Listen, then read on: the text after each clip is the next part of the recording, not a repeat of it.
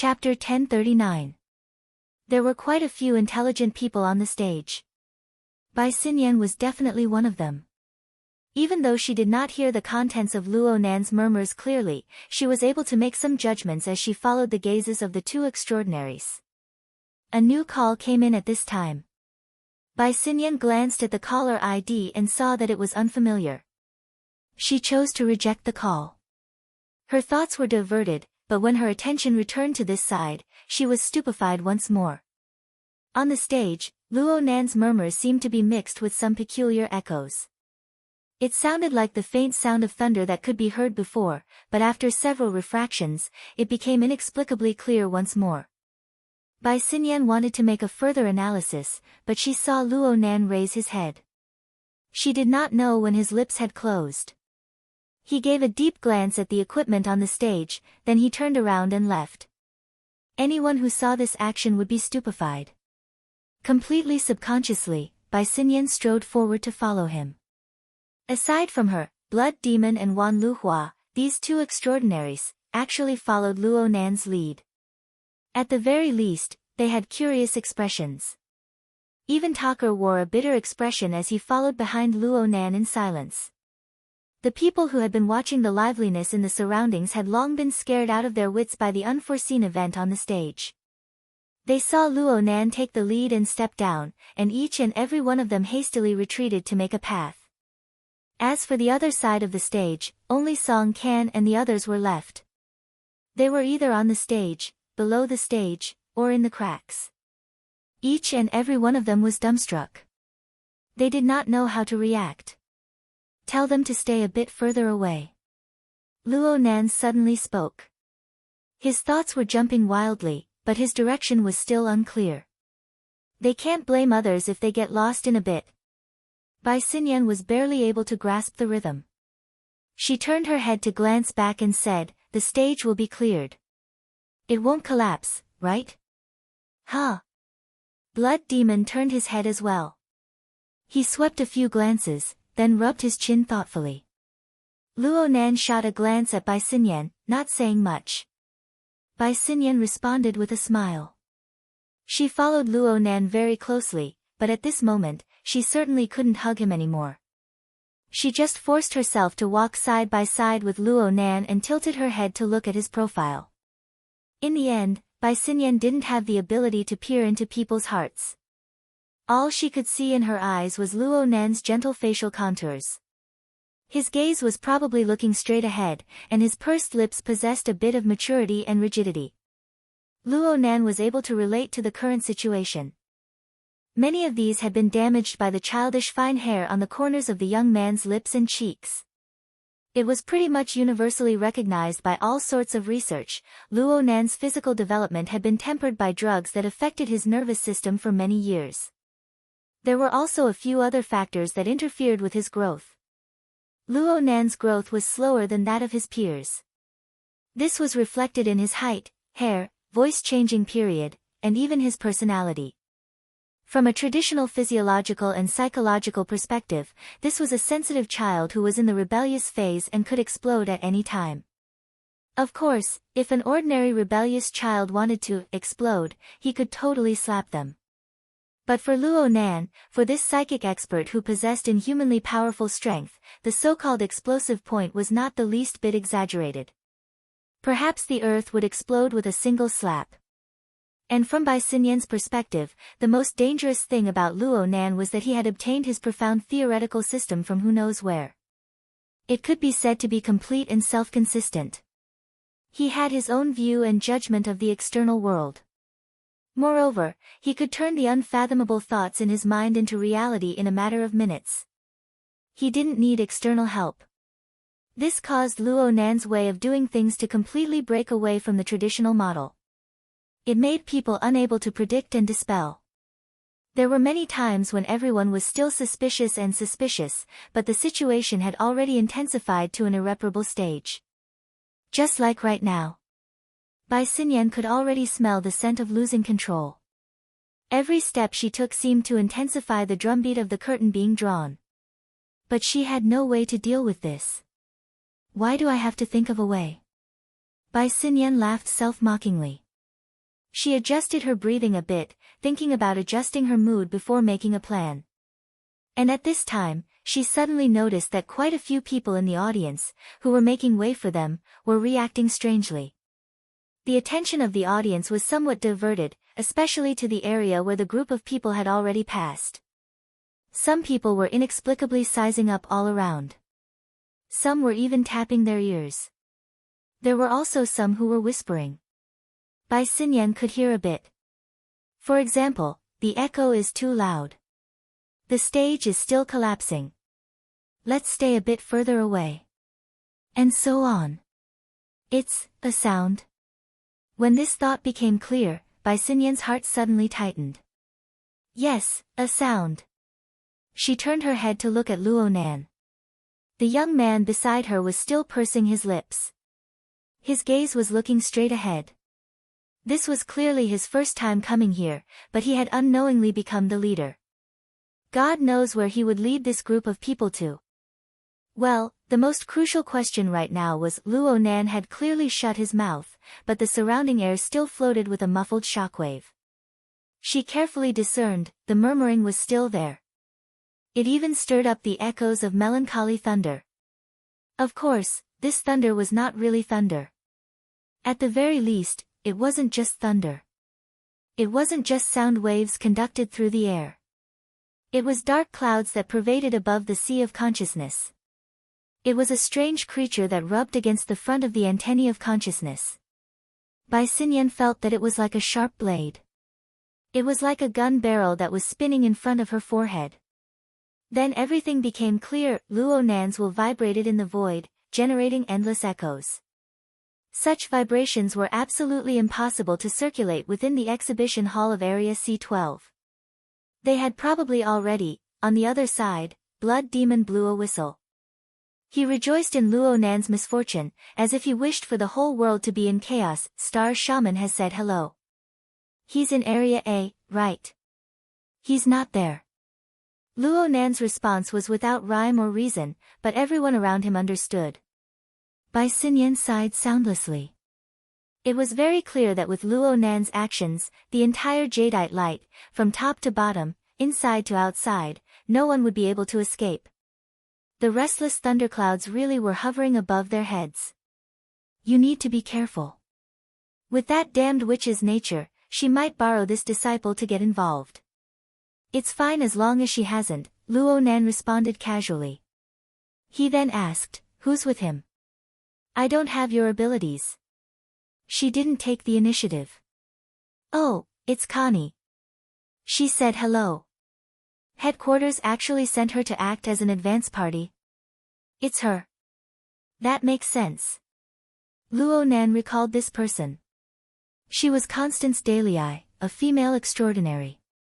She was known as the strongest boundary master of the inner world. The two had fought briefly in Chan City. He didn't think too much about it. He continued to sift through. There are two in Area B. They should both be fleshly bodies. They're very solid. Luo Nan's choice of words was very subtle. Next is Area C. Huh? Luo Nan paused for a moment. Then he grinned and said something unrelated. Her Majesty Empress Wu seems to be coming over. Chapter 1040.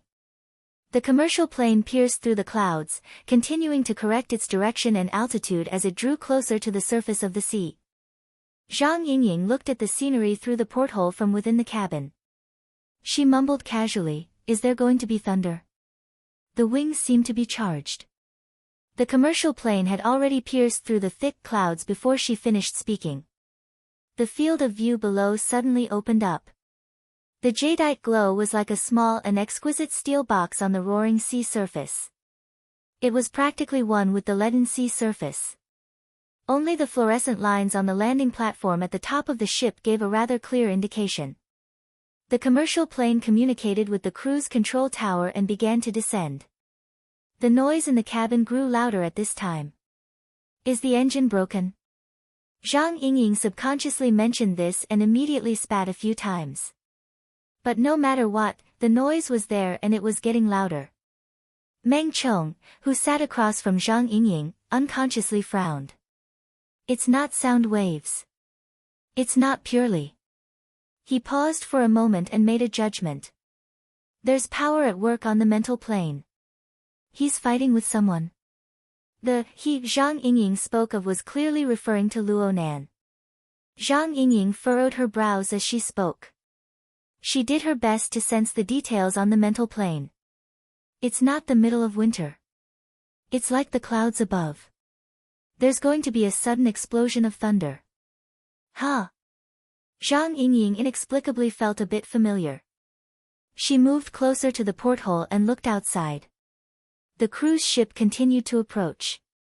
It seemed to grow larger and larger. The visual effect was quite astonishing under the support of relative speed. But looking at it this way, there didn't seem to be anything too out of the ordinary. It shouldn't be. Otherwise, this ship would have sunk long ago. Meng Chong did his best to find a more accurate adjective. Yeah, it's like deterrence. Zhang Yingying clapped her hands. She came to this conclusion faster than Meng Chong. It was for no other reason than the fact that she had prior experience with this. Last year on New Year's Eve, Luo Nan had played this move at Aurora Cloud City.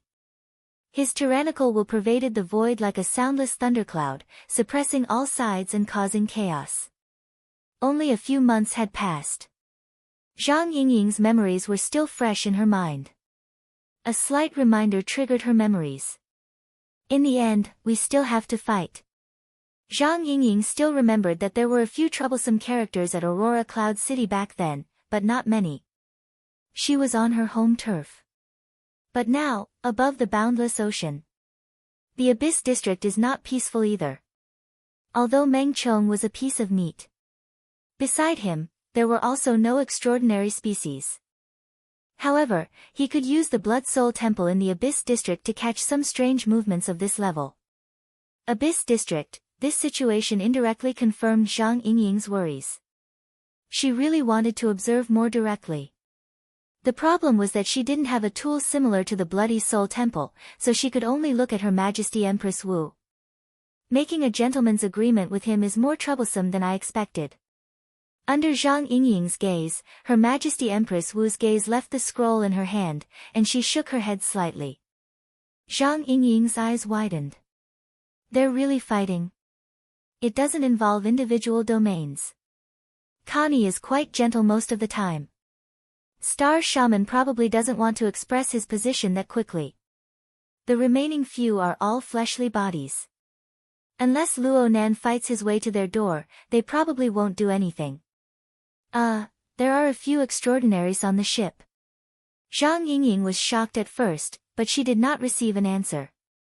She blurted out, "There's nothing Luo Nan can't do." Maybe.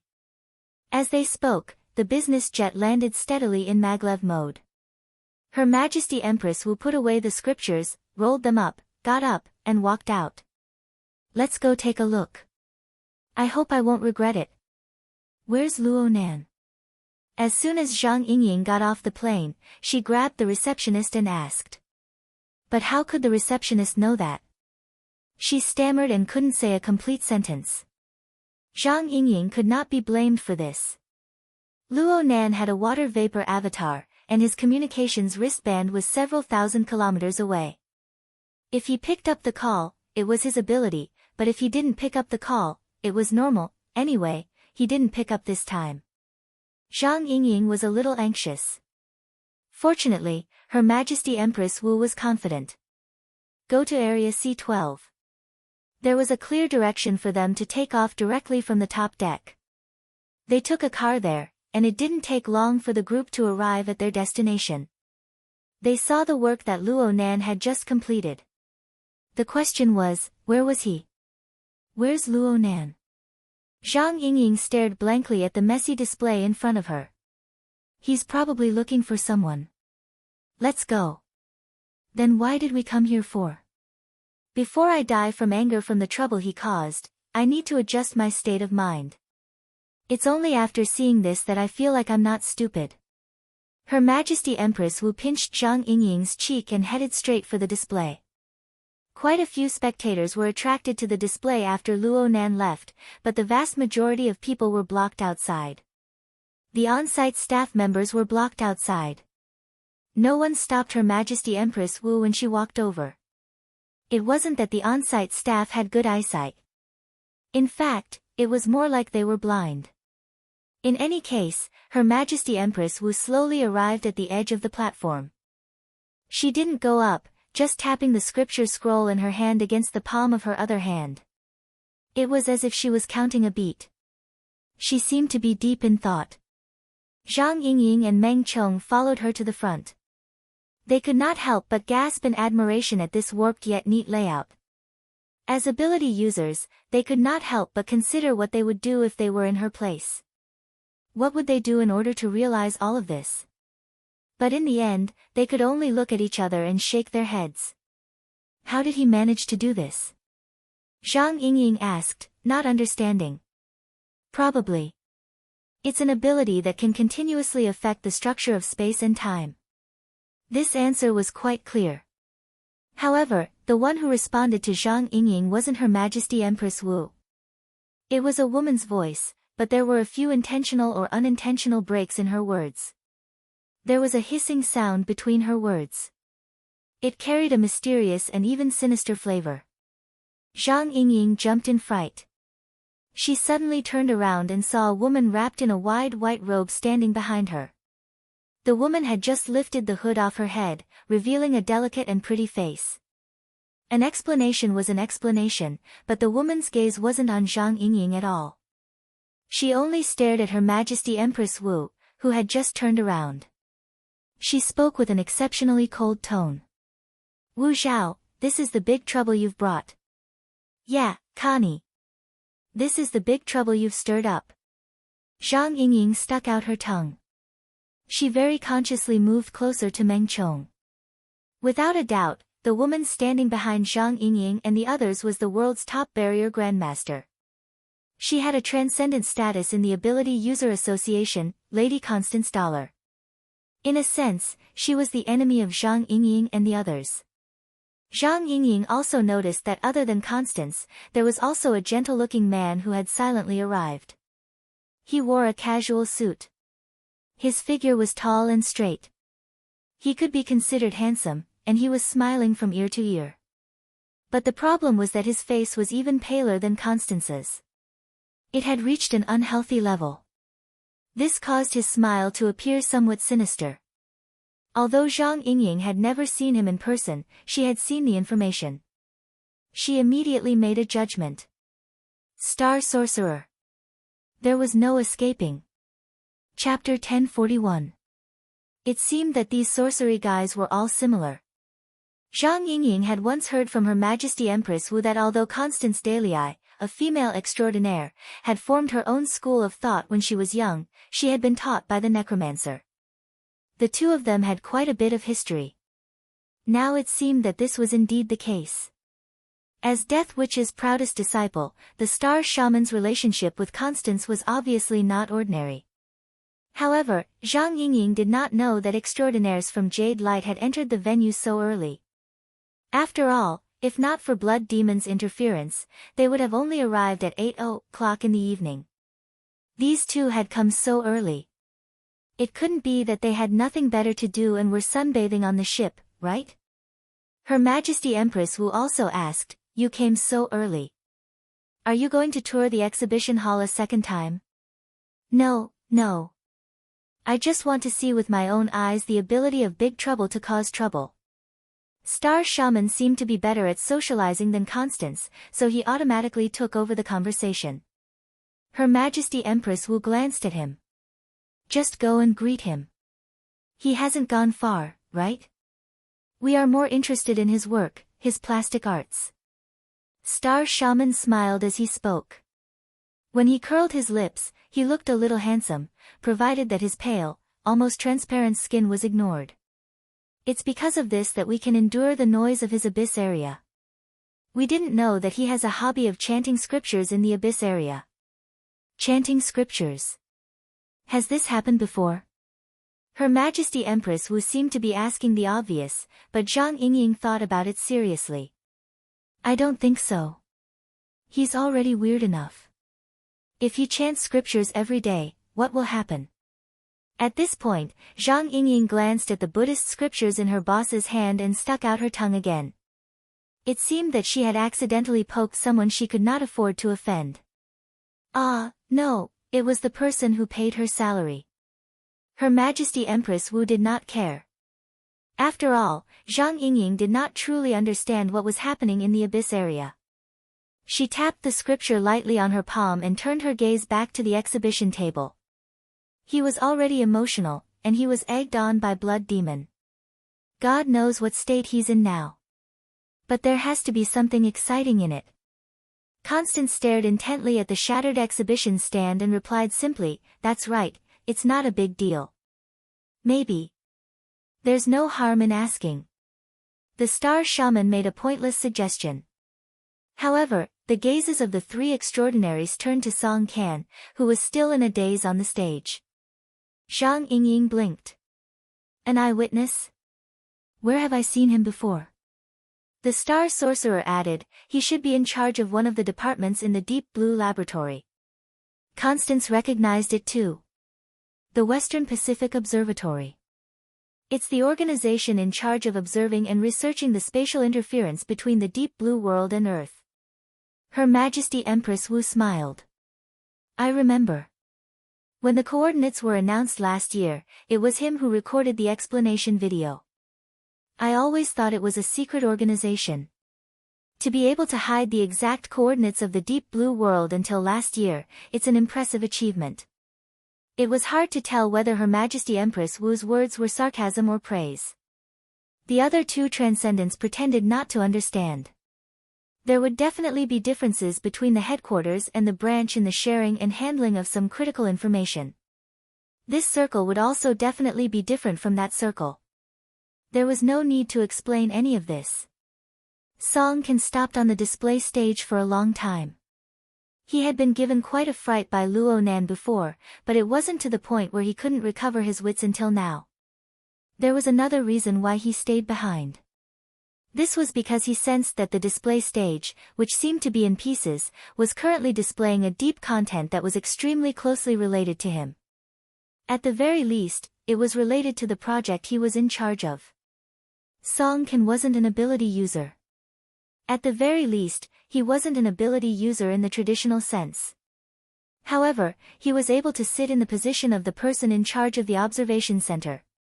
He was able to sense the familiar smell of intercourse in the plane of time and space within this area of approximately 100 square meters. Perhaps it wasn't as strong as the smell that appeared between the spacetime of the Deep Blue world and Earth.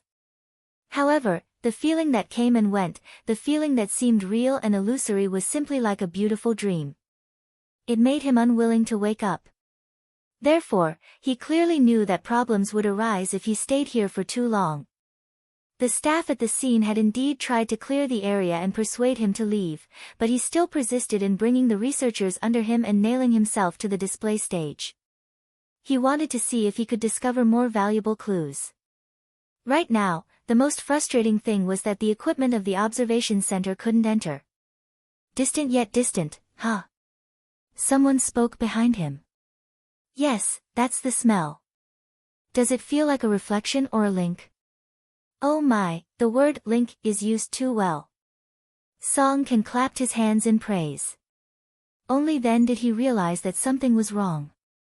He suddenly turned his head, and then he saw that a few more people had unknowingly come up to the display stage. He felt like the space on the stage that he could still stand on was filled to the brim, as if it could collapse at any time. Song Can's first thought was to protect the scene. He subconsciously shouted, "Hey, you guys." As soon as his voice sounded, reason and a sense of danger rose from the bottom of his heart. You guys are Madame Dollar. Song Can finally recognized one of them. He became even more flustered. He recognized Constance Dahl because the gloomy and mysterious lady had often come to his observation site and the observation area of the observation site in recent years to conduct research and experiments of supernatural nature. Even if he wasn't someone from the inner world circles, he still knew how terrifying this lady was. Then he was able to distinguish that 2 of the people traveling with Madame Dollar were listed in the list of highly dangerous personnel. They were all big shots that he couldn't afford to offend. Song Can broke out in a cold sweat again. He had yet to think of a way to deal with this, but then he discovered that Madame Dollar didn't plan on bickering with him at all. She just placed him in the position of an eyewitness and asked him a few questions about Luo Nan's words and actions. Of course, Song Can said whatever he wanted to say. In the end, he couldn't help but ask himself, can we talk about something closer to the theme of the display stage? He thought too much, and his brain heated up. He couldn't help but ask the big shots in front of him, Mr. Luo Nan, did you use the display stage to anchor something? Her Majesty Empress Wu, Constance, and the star shaman faintly discernible exchanged glances. They were also observing each other's thoughts. In the end, the star shaman laughed and said, why do you say that? Can you sense it? Song Can felt a bit regretful as soon as he spoke, but he couldn't control his rationality at this time. Whether it was the external pressure or the emotions in his heart, they all forced him to say what he wanted to say. Sense it? No, I didn't. Maybe it counts. I'm saying that this continuous phenomenon, which seems to deviate from the law of gravity and center of gravity, is very likely because there's something supporting or complementing it. It's right in front of us. At the very least, it can be verified with the results of observation. I'm talking about the past. Chapter 1042. Song Can's mind was different from the disjointed description. The countless first-hand information he had collected in the observation center for over a decade flashed in his mind. The information was classified and stored according to a systematic standard. The observation center and the other relevant departments of the laboratory used this information to carry out all sorts of comparisons, experiments, and calculations. They generally described the mystical process of the interaction between space-time planes. The more he saw, the more Song Can seemed to possess a mystical sense. Even though many phenomena were not intuitive enough and were rather chaotic, he was still able to capture similar traces from the chaotic phenomena. He did not know whether this was experience or a supernatural ability that belonged solely to him. It's not easy to see this step. Before Song Can, the tall and slender beauty holding a scroll in her hand softly praised him. Oh, this should be Her Majesty Empress Wu, an important character in this auction. Information on this person had been released during the internal briefing. She was the same as Luo Nan. She was a character that Song Can needed to be especially careful of. Song Can felt a mountain of pressure when facing this person. However, this person's attitude was the most genial so far. Moreover, she was the one who had proposed the idea of linking. It looked like she was an expert. Song Can's complex thoughts aside, Her Majesty Empress Wu slowly walked toward the equipment installation area with the most severe deformation after her words of praise. She only stopped to look at a certain starting point of the tear. The others did not follow, but they more or less shifted their attention in that direction. Her Majesty Empress Wu was in the rhythm of discussing problems. Do you think that the support of the other side is solid enough? Song Can blurted out, didn't you say linking before? Oh, it looks like great minds think alike. Song Can's feet felt like they were floating. Fortunately, he clenched his teeth in the end and forced himself to reply. You flatter me. Although that was what he said, the technician's emotions got to the top of his head and he started to talk again. At present, the conditions for intersecting planes have yet to be completely satisfied. There is only an interaction similar to gravity. However, this place already possesses some directivity and even regularity. Unfortunately, I don't have the equipment on hand. I have no way of measuring the concrete data. But it's hard to imagine how it is possible to bestow this property purely by relying on manpower. Song Can was certain that the booth and the equipment on the booth did not possess the corresponding feeling before Luo Nan arrived. Yes. Luo Nan endowed this place with an activity that was exclusive to the space and time. At least it was a sign. Tell me in detail. Not only Her Majesty Empress Wu, but Ms. Delay was also interested in having a deep conversation. This greatly satisfied Song Kan's vanity, but at this time, he saw the subtle looks in the eyes of a few researchers nearby. His brain started to work. Just now, what did he say? What he said was all sensitive information of the observation center. If he continued, it might be leaked. Speaking of which, it might have already been leaked. For a moment, Song Kan was a little confused. What should he say and what shouldn't he say? He couldn't help but fight in his heart. But before the battle was over, the expressions of the big shots in front of him all changed subtly. Looking at the direction of their gazes, it was clear that their attention had already shifted elsewhere. Song Kan felt a little stifled in his chest, but it was not just an emotional impact. His chest was indeed stuffy. It was as if the air quality in the large exhibition hall had plummeted and was extremely polluted. At this time, he heard the pale-faced man click his tongue. The smell of a lion has been getting stronger and stronger over the years. Bad breath. It's hard to avoid this after eating too many corpses. Her Majesty Empress Wu waved the scroll in her hand as if she wanted to fan away the surrounding turbid air. Then she sighed, in the end, it's all troublesome. Which one? Zhang Yingying did not see any powerful characters come over. Naturally, she could not see them. This was because the target of the extraordinaries was at least half the length of the cruise away from the exhibition hall. That old fox Baiji. The Amaterasu court is leaking air from all sides. I'm afraid it's about to collapse. In a certain cabin suite in Area E of the cruise ship, a rather stout black man spat out air from between his teeth. He heavily closed the notebook in his hand and tossed it onto the desk beside him. In the end, his thick palm pressed down on the notebook's already faded and frayed skin. He forcefully crushed it twice, so much so that one could hear the friction of the paper underneath. For a moment, the man even wanted to put in more effort and crush the notebook into pieces. However, even though he was Black Lion, who was famous for his fierceness, when faced with the rigorous and dense oppressive will above the abyss area, as well as the auras of the two old acquaintances that accompanied it, other than symbolically resisting it to show that he was not afraid of anyone, it was difficult for him to make any more radical moves. After all, he was fierce. He was fierce, but he was not a hothead. The kind of young lad who would easily activate extraordinaries to attack each other really did not have the slightest bit of restraint. There was also the blood demon, the 10,000 flowing flower, fuck off. After all, when he returned to Ban City, he could still see the real thing. Black Lion grinned. His dark golden teeth looked particularly ferocious in his pitch-black mouth. You, come here. Black Lion hooked his finger at a black suit, who was standing guard at the bedroom door.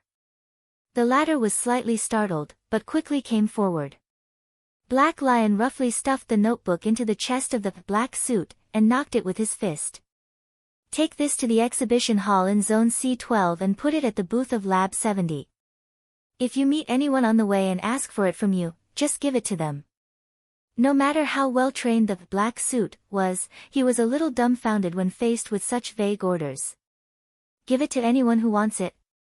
Who else could this lousy notebook belong to? Halfway through his sentence, Black Lion was suddenly startled. He thought of some links that he had not considered before, but he had no intention of correcting them. Instead, with some curse-like evil thoughts, he grinned and revealed his black gold sharp teeth. Not bad, you're a talent. What's your name? Forget it, Tool Man number 1. I'll do as you say. The black suit, no, Tool Man number 1, became even more confused. He wanted to ask again, but he was simply and rudely interrupted by Black Lion. Get lost. Tool Man number 1 immediately shut his mouth and turned to leave. Only then did the Black Lion get up from the overburdened chair and stretch. His thin clothes were almost about to be torn apart by his huge stomach. Black Lion was already used to this. He swaggered to the door of the bedroom and pushed it open. As an absolute VIP, the suite that Black Lion lived in was of a rather high standard. It was very spacious, and with a little tidying up, it would be fine to use it as a small exhibition hall. However, when he entered the bedroom, he suddenly felt that it was much more cramped. The reason was simple. There were too many people here, and the various connections between people were too complicated. 5 young men and women, their bodies stiff but their minds clear, were chained and placed in various positions in the room. Crisscrossing conduits extended from their bodies, forming a complex structure that resembled a spider web. In the middle of this network, Jeffrey Ells was half sitting and half lying on the luxurious bed in the room. His eyes were closed, as if he had fallen asleep. Chapter 1043. In the catheter, the dark red blood was drawn from different directions and from different people. It carried different genes and different deep-seated components. It returned to the same destination by different routes and entered a bright red sarcoma-like container, where it was mixed up. At the very least, it looked like it was stirring. It transformed into a turbid gray liquid. Then it passed through the surface of the sarcoma-like surface and extended slender tentacles. It was injected into an already open container component below. If Luo Nan was here, he would probably feel that the special equipment component below, which was folded and relaxed according to the structure of the container, looked very familiar. This was because this was the portable workbench that he had previously used to extract medicinal ingredients. Of course, it was just a similar type.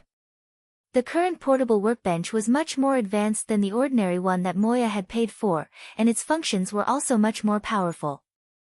The blood drawn from different people passed through the initial smelting of the sarcoma-like container in the middle.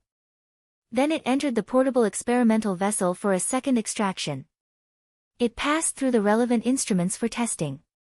After confirming that there was no doubt, it was injected into Jeffrey Ayres's blood vessels. The injection of these components was like injecting life force into him.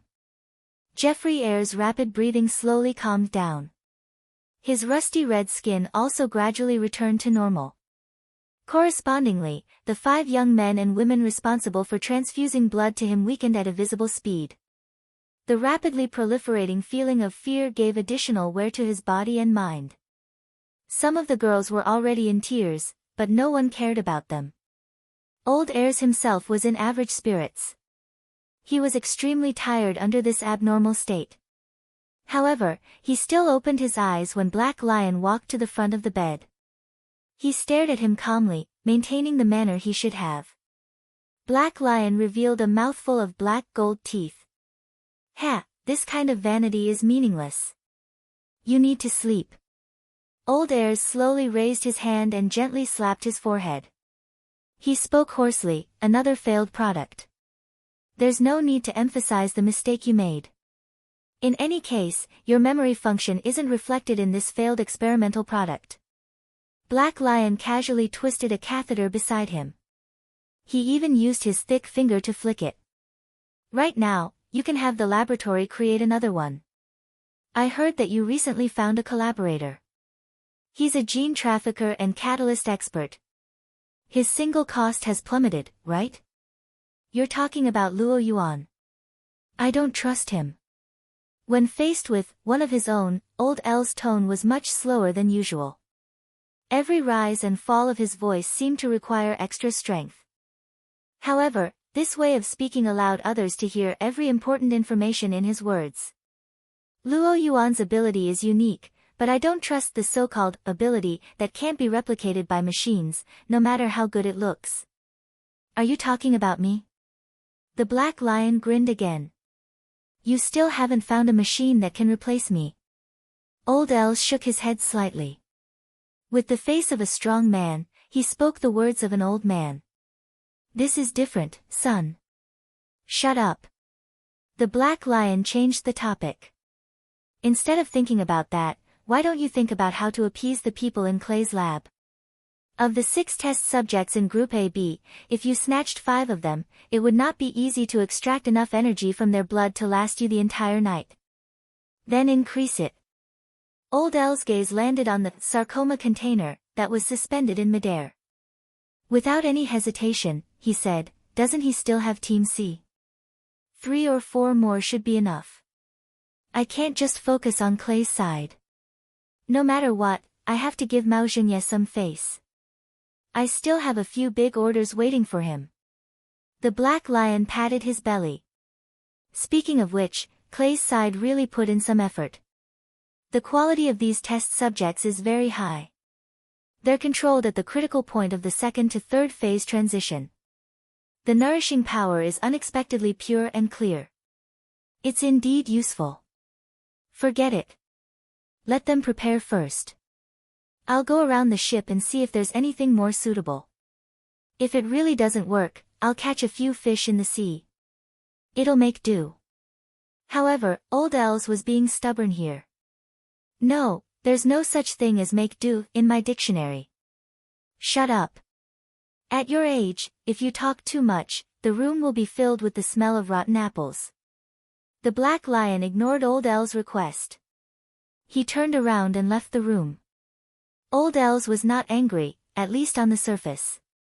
He only tried his best to widen his eyes and stared at the fat figure of the black lion as he left. The black lion's figure had nothing to do with being fit and tall, but old Els' gaze was fixed on him. It was as if he was looking at the most outstanding beauty and the most delicious food. The sound of the door opening and closing rang out. Old Els closed his eyes again and swallowed hard. After adjusting his breathing, he gave an order to his personal attendant. Wang Yong and Tu Gu. Let them come over. Instructor Wang is already on the way. As for Mr. Tu Gu, he seems to be taking a stroll on the ship. I'll contact him now. Forget it. Let him be. Old Els retracted his order, but he quickly added another one, get the rest of the experimental subjects over. Tell Clay that I approve of his experiment. But tonight, he's destined not to be the main character, so don't waste your effort. Yes, sir. The personal attendant knew that old Els could not see him, but he still bowed respectfully and quickly went out to make arrangements. When the order from the Powerful's room was transmitted through the radio carrier, some people who had yet to receive the relevant information were still engaged in a dispute that had actually deviated from the main topic. Of course, as the supervisor in charge of the volunteers in Clay's laboratory, Bob, this half-bald, middle-aged white man, had completely lost his patience after being continuously harassed by several groups of people for a long time. I'll explain one last time.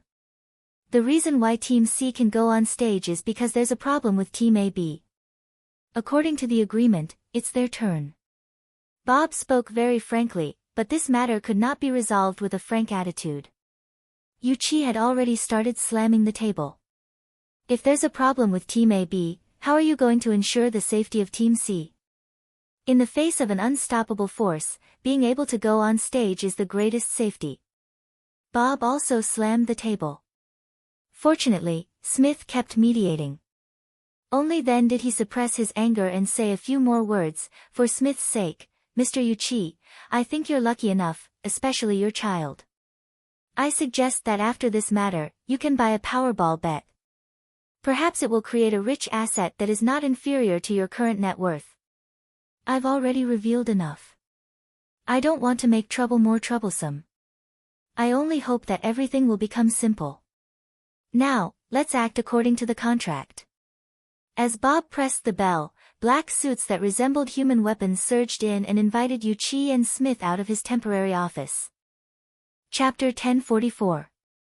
Of course, Yuchi wasn't the only one who received this sort of temporary upgrade.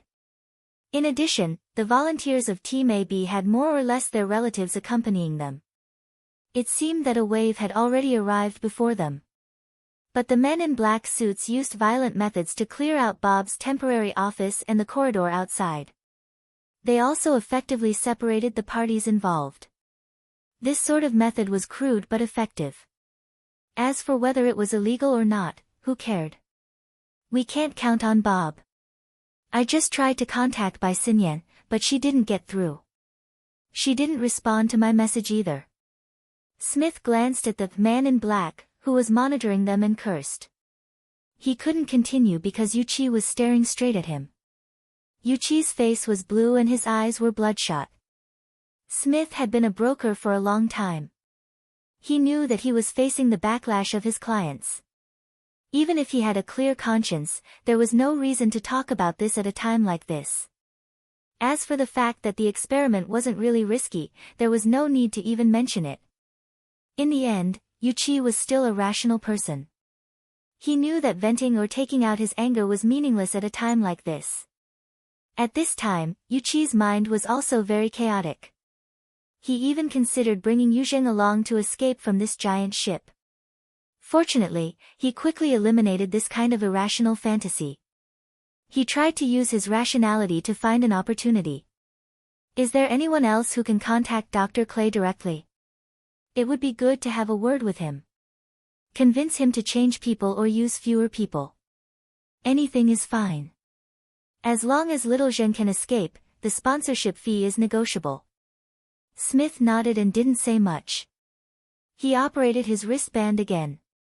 Yuchi wasn't idle either. He had some connections in the New World and Luoyang City. Even if those connections weren't enough, he could still go to Xia City and ask for help.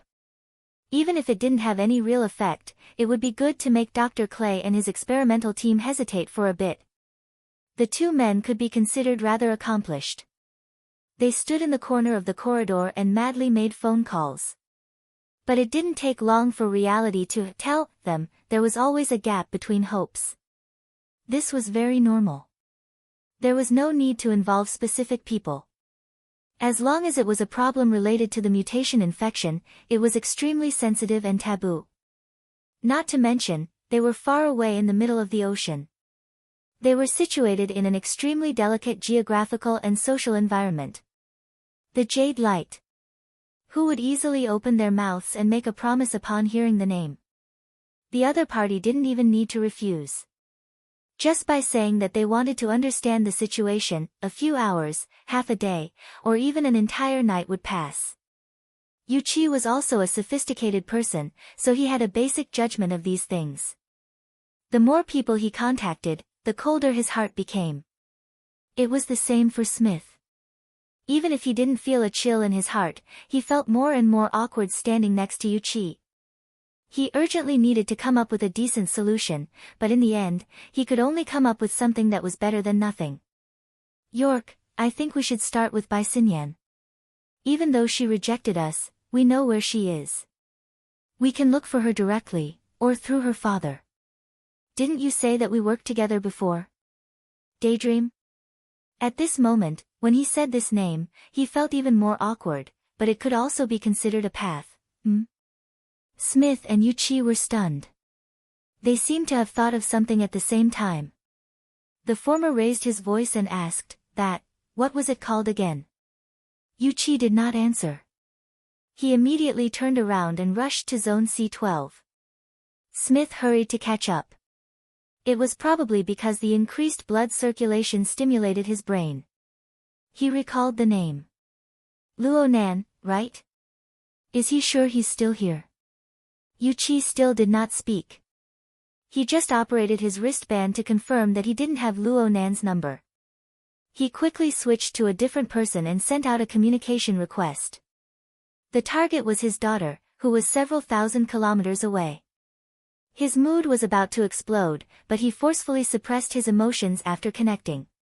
He became gentle and calm, even slowing down his footsteps to maintain the stability of his breathing. Chin, you're not in class, right? That's good. It's fine. Don't worry. It's fine as long as your brother torments himself.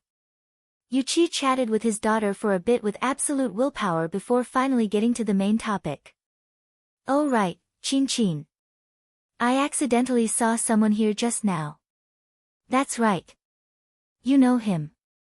You mentioned him before. He's a very mysterious schoolmate. Yeah. He's the one little Zheng offended.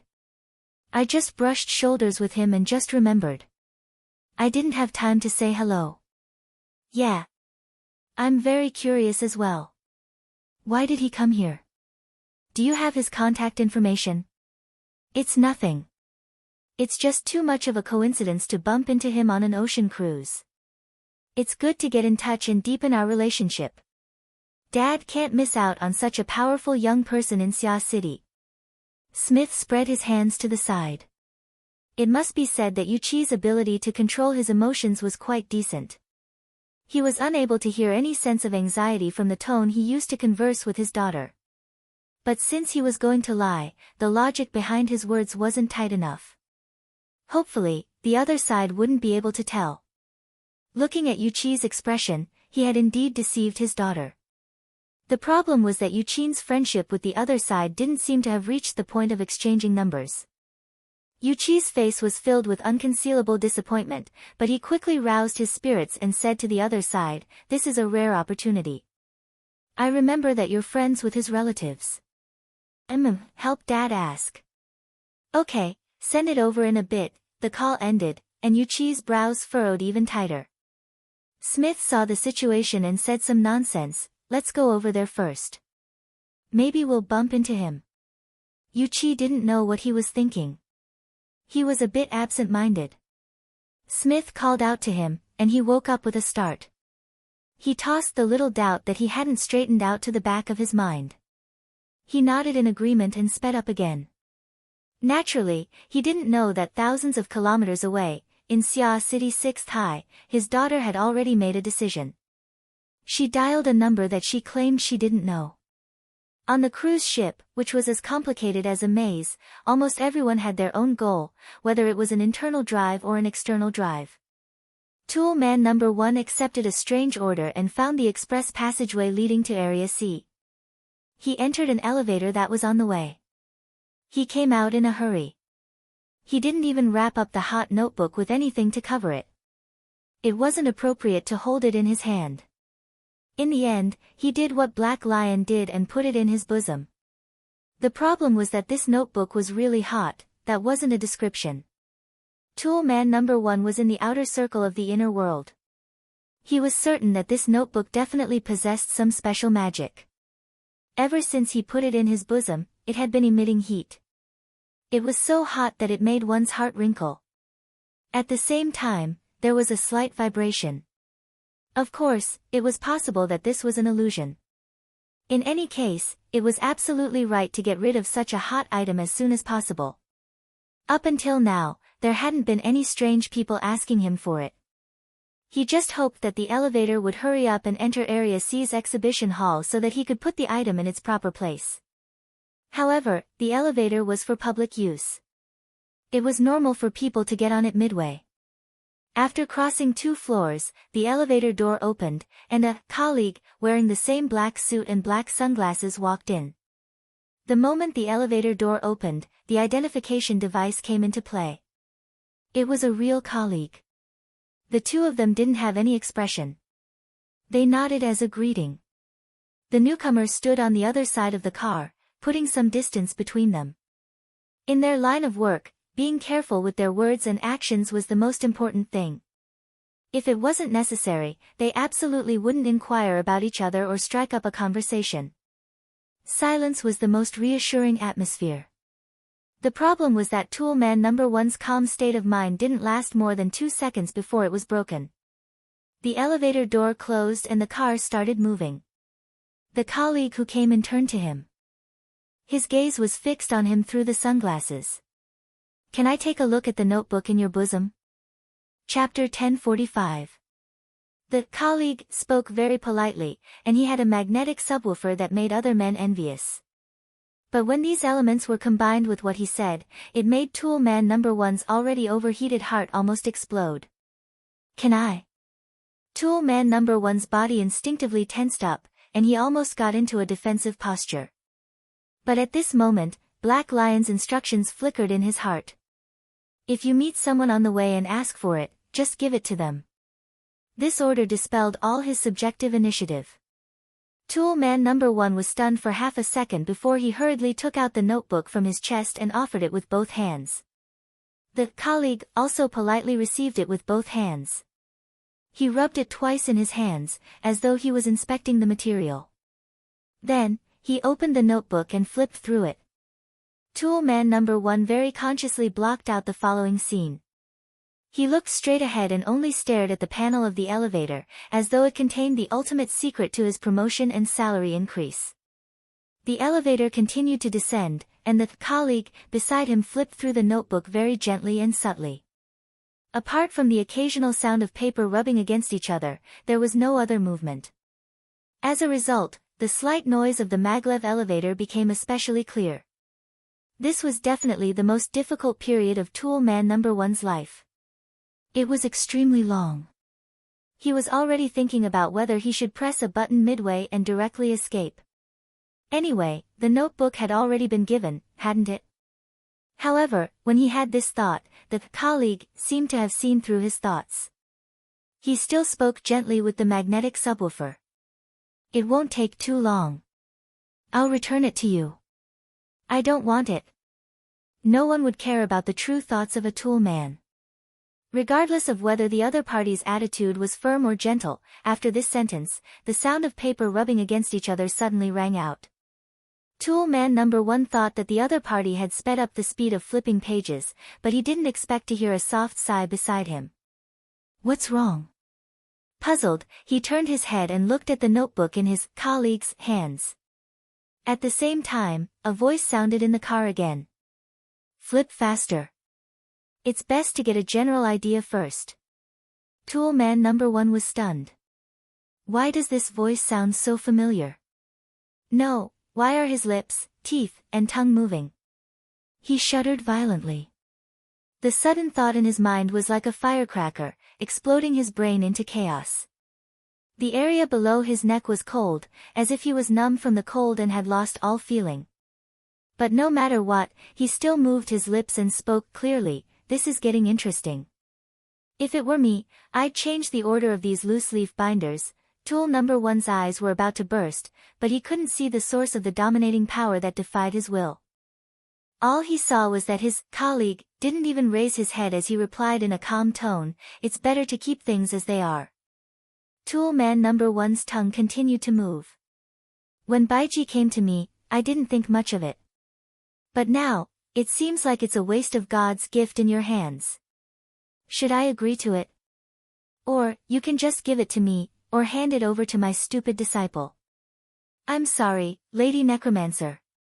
I promised my colleague, you don't have to worry about me, don't worry about me. Tool Man No. 1 froze on the spot.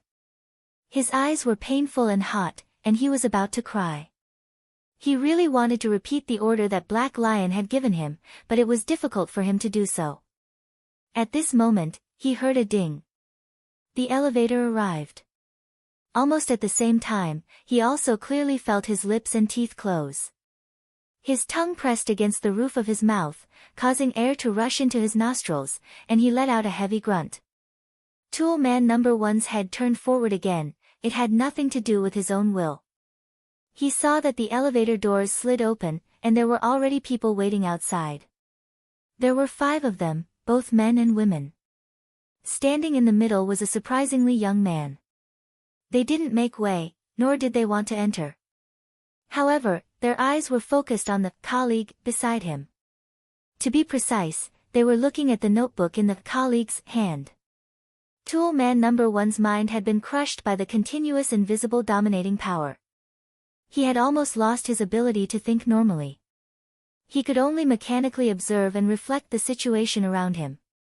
Or perhaps, he was just observing on his behalf.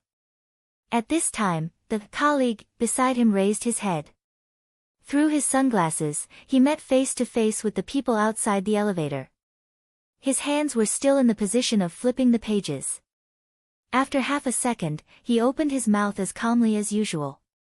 Can you watch a bit longer? Do you want to watch a bit longer? The subwoofer of the colleague and the voice of the young man in the middle of the 5 seemed to coincide together. Both sides probably didn't expect such a coincidence. The air froze for a moment, and it was still the young man who took the lead. He moved slightly to the side, making way for the outside passage. You're here, right? Please help yourself. The colleague bowed slightly to the person outside the door. Many thanks. Mr. Luo Nan. Nice to meet you. He walked out of the elevator in a very natural manner. Tool Man No. 1 followed him like a walking corpse. He actually observed that the gaze of the young man, Luo Nan, had a clear pause on his own face. At this time, a middle-aged man wearing a flowery shirt and shorts chuckled. "Brother Tu-gu, you dumped your boss again?" The colleague slightly raised his eyes and nodded toward the flowery shirt middle-aged man. "Hello, Mr. Blood Demon. I don't have any missions for now." Blood Demon introduced the young man, Luo Nan. "His name is Tu-gu. He's the most carefree security personnel in the world. He leaves his employer and runs all over the world." "Oh, right. He's been employed by Wang Yu for many years. If there's a conflict, you must be careful of him." "Oh, is that so?" Luo Nan's gaze moved away from Toolman No. 1's face and turned to look at Tu-gu. Right now, he was like a young man truly driven by curiosity. Though he agreed to Tu Ji's request to borrow the notebook, he quickly walked over to Tu Ji's side. He stood shoulder to shoulder with Tu-gu and they watched together. Of course, Luo Nan was at most 170 centimeters tall. Tu Ji's physique was robust, over 190 centimeters. There was a clear difference in height between the two. Therefore, Luo Nan simply left the ground with his toes and floated in the air. He was like a ghost floating behind Tu Ji's shoulder. Blood Demon clicked his tongue twice. This method of borrowing is passable. Unlike some people, Toolman No. 1 saw Blood Demon and the short-haired beauty turn their gazes in his direction. He subconsciously felt a bit dizzy as he faced those dim yellow and bright eyes. His mouth began to squirm again at this time, producing a sound. It's hard to say who's borrowing who. Chapter 1046. The words spoken by Death Witch, who was controlling Toolman No. 1, were clearly provocative. However, Luo Nan didn't pay any attention to her. He was still like a backstage spirit with no sense of existence. He flipped through the contents of the notebook with Tu-gu. He looked at whatever Tu-gu looked at. He had a very good temper. Forget about Death Witch, even Blood Demon and Wan Luhua didn't expect Luo Nan to be this calm. Luo Nan, who had an eccentric personality and was especially sensitive when it came to family matters, to be this sensitive. This wasn't just the case on the surface. The elevator room everyone was currently in was approximately 30 square meters. It was quite spacious on the cruise ship. However, if 5 extraordinaries or the convergence of extraordinaries' consciousnesses were included, the space would suddenly become narrow. Everyone was a highly sensitive person. Their bodies and souls formed their own domains. They were so close to each other, and their energies intertwined with each other on the mental plane. They needed to be especially careful in controlling their energies, and their minds were more or less stretched. Under these circumstances, any fluctuations on the material and mental planes, especially clear hostility and malice, could lead to a tense and even uncontrollable situation. It wasn't just the people present. The extraordinaries in the other areas of the cruise ship, and even some of the weaker mental experts, all sensed the powerful tension that suddenly converged and balanced each other. For a time, the mental space projected by the tens of thousands of living beings on the jadeite light became a bit quiet. The chanting that reverberated within grew louder and louder. It had to be said that the 2 key figures in the elevator hall were doing exceptionally well in the current situation. One was Tu-gu. He held the fatal notebook in his hand. It could be said that he was standing in the eye of the storm. But from beginning to end, whether it was when he was communicating with Death Witch in the elevator car or when he saw Luo Nan after the elevator doors opened, he never revealed any hostile intent. The energy and blood of his body were restrained and well organized. There was not the slightest bit of sharpness. To be able to do this in an environment filled with extraordinaries was not easy. Admittedly, there was a factor in his personality, but his ability to restrain himself was truly admirable. The other person who did this extremely well was Luo Nan. No one knew why he was able to be this calm. Ripples formed from the short mantra of 16 words still reverberated within his sea of consciousness and above the abyss. They were arranged like scriptures and filled with fine smoke. They were constantly announcing the existence of his will. However, it was merely an announcement. With the passage of time, the thunderous impact from the very beginning gradually faded away, probably around the time when Black Lion sent the notebook out of the country. On the mental plane, Luo Nan's power functioned just like his own mental senses. It flowed naturally, faintly discernible. Even if there were occasional fluctuations, they did not bring about any direct pressure or threat to the sensitive extraordinaries on the ship. At most, she would think that he was too noisy, but you should at least allow a transcendent to be a little willful, right? This was the right of the strong. This peculiar sense of existence, from the initial ostentatiousness, slowly settled down until people got used to it, achieving a kind of running-in result. Moreover, Luo Nan had been able to protect these results up until now. Be it when he saw Tu Gu or when he faced the Death Witch, he maintained a certain level of stability. He completely ignored the latter's provocation. No one knew what he was thinking, at least no one could detect it. As a result, the Death Witch couldn't find a chance to act up. That was quite impressive. Blood Demon subconsciously scratched his chin. A few hours ago, he had evaluated Luo Nan, saying that the young man was quiet and didn't have any substantive ideas. He was pushed all the way to his doorstep. Now, could this be considered as a counterattack? Practically everyone in the elevator room had their own plans, but they restrained themselves. The atmosphere wasn't tense, but it was rather stiff. This elevator room was one of the fast passageways connecting area C and D, so the flow of people was quite dense. In the eyes of the extraordinaries, such an odd atmosphere was rare and precious. However, Bai Xinyan, Tucker, and the others were more strained. And so on and so forth, at least 2 waves of guests had already passed through this place, and they had been scared back. Finally, Tu Gu flipped to the last page of the notebook. Just like in the elevator, he sighed softly. His fingers even flipped back a few pages, as if he wanted to read it one more time. Luo Nan didn't stop him, but in the end, Tu Gu still closed the notebook. He turned to the side, pulling away a bit from Luo Nan, and returned the notebook with both hands. Many thanks. Luo Nan actually didn't take the notebook in the first instance.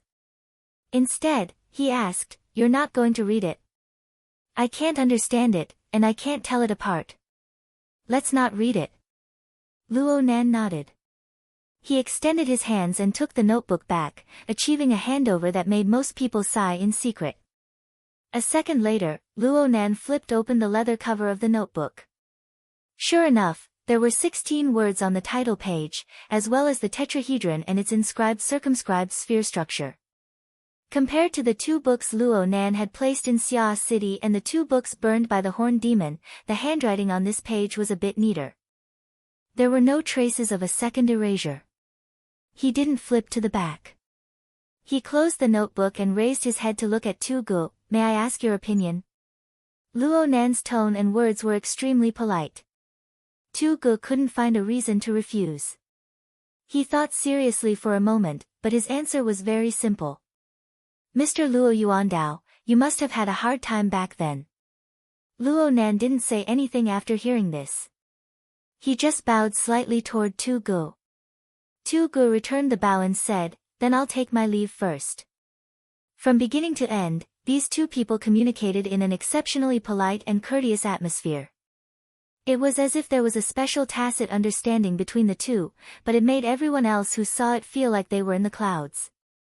After exchanging pleasantries, Tu Gu, who said that he was about to leave, turned his gaze to Tool Man number 1 and said, "You're not leaving?" No one knew whether the target of his conversation was with Tool Man number 1 or Death Witch. The Death Shaman could roughly tell that this supernatural who floated around and wandered about without a trace was never someone who was easy to deal with. So, he ordered the Tool Man to move his lips again. "Now who do you think has had a hard time? Is there anyone who would actually take it seriously?" Aside from clear mockery, Death Witch also stabbed at the pit of the stomach. But when these words were spoken, not only did Tu Ji's sunglasses-covered face not change, even Luo Nan only lowered his head to look at the cover of the notebook in his hand. He didn't flip through it, but it looked like he was lost in thought. As for the others, they all knew how to play deaf and mute. For a person of status, there was nothing more embarrassing than being ignored by others. No matter how eccentric Death Witch's temperament was, he still cared about his face. He really couldn't continue to be entangled here, so he simply snorted coldly and abandoned the temporary tool man. He plunged into the depths of the sea of consciousness and disappeared without a trace. Blood Demon and Wan Luhua, who had been seriously observing the layout of the elevator hall, glanced at each other. It was very clear that this old woman definitely bore a grudge against everyone present. Speaking of which, was there an extraordinary in this world that she didn't hate? Blood Demon didn't take this seriously. He didn't care about Tool Man number 1, who had fallen limply to the ground.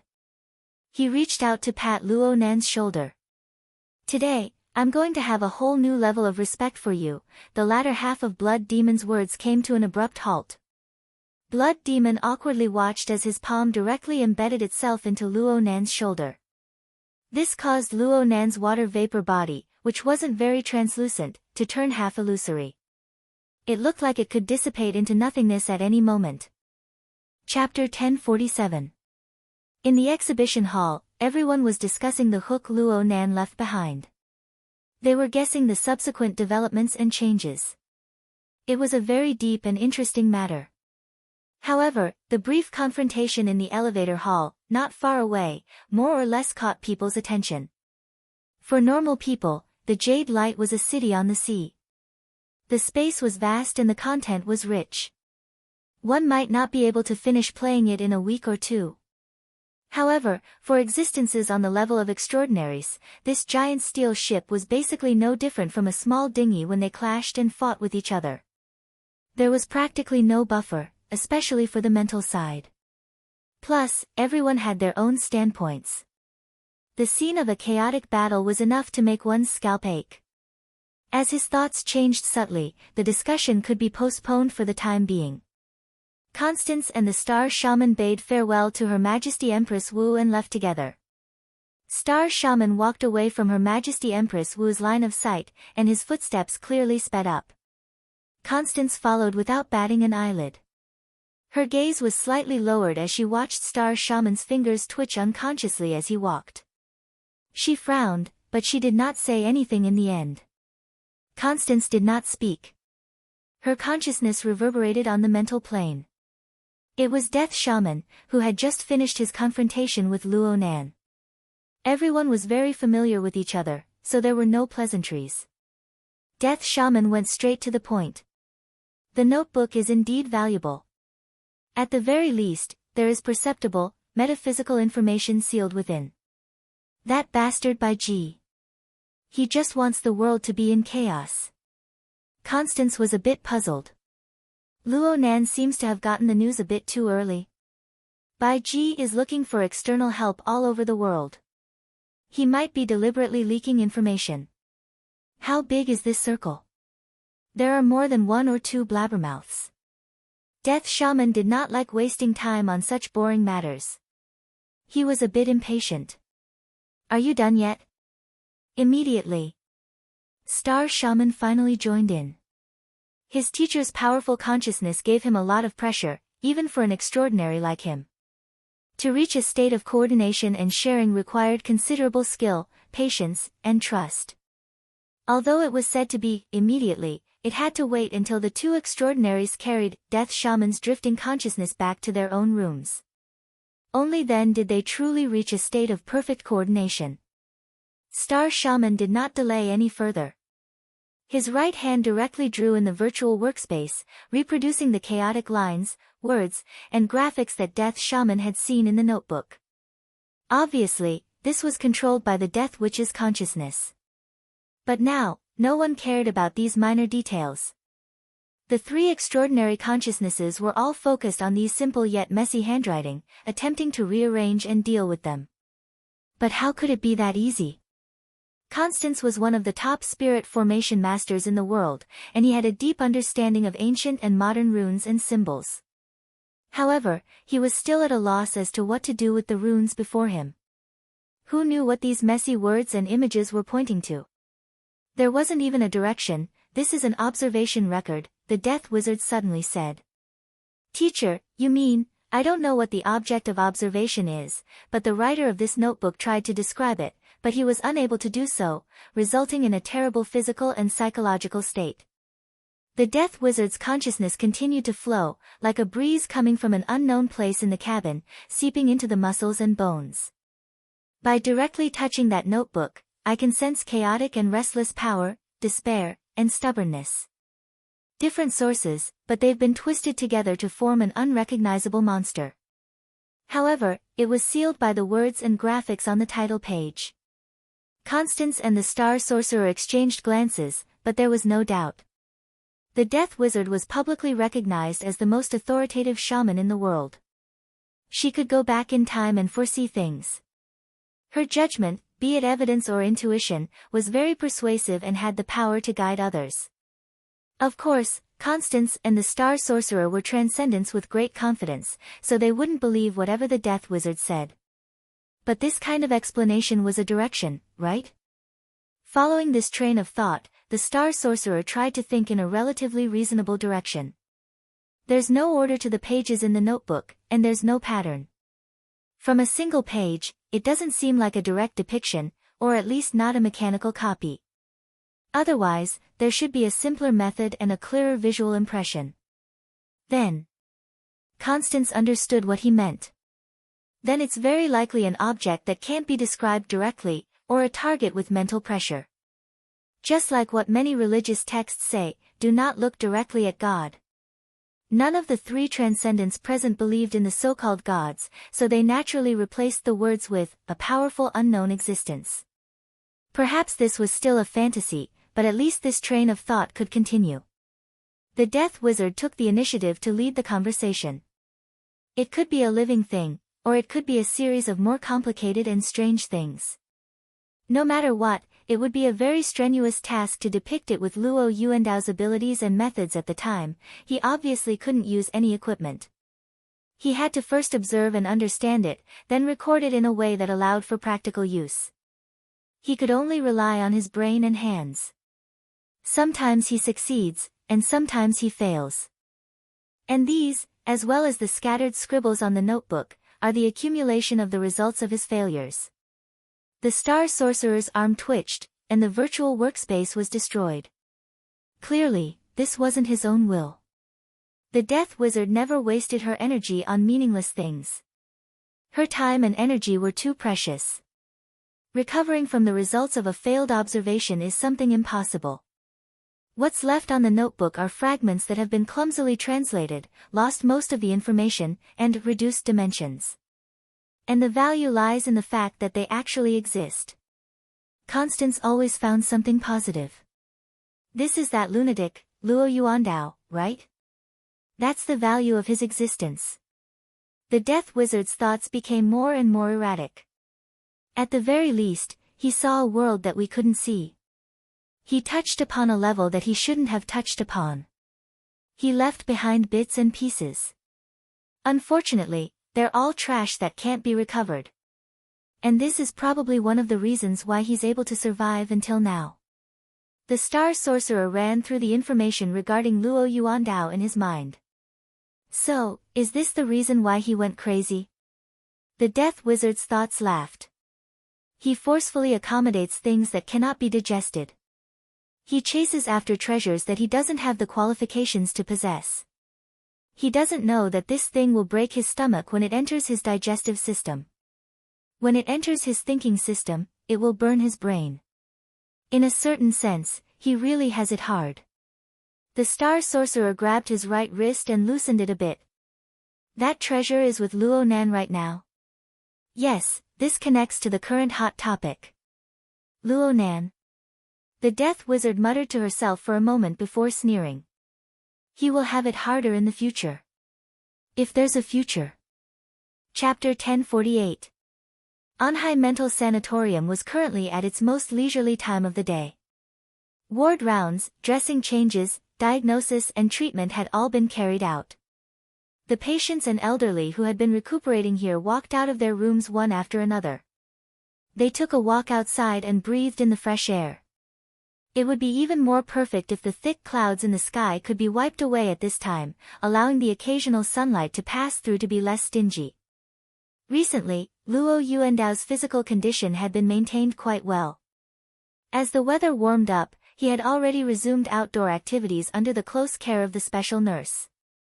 Moreover, with Xiu Xinyu's company, his smile had become much more cheerful. Today was no exception. This kept Dr. Zhang Yuliang, Octopus, in a good mood. He had been paying attention to the situation through the monitor. He brewed a cup of coffee for himself and offered a toast to the brain cells that had been sacrificed because of last night's all-nighter. How about I go out for a stroll too? Just as he was thinking, the hexaear in his ear vibrated slightly. It projected a message through his retina. The sender of the message was the Psychic Wave Network maintenance team of the Xia City branch. Yang Qin signed and stamped it.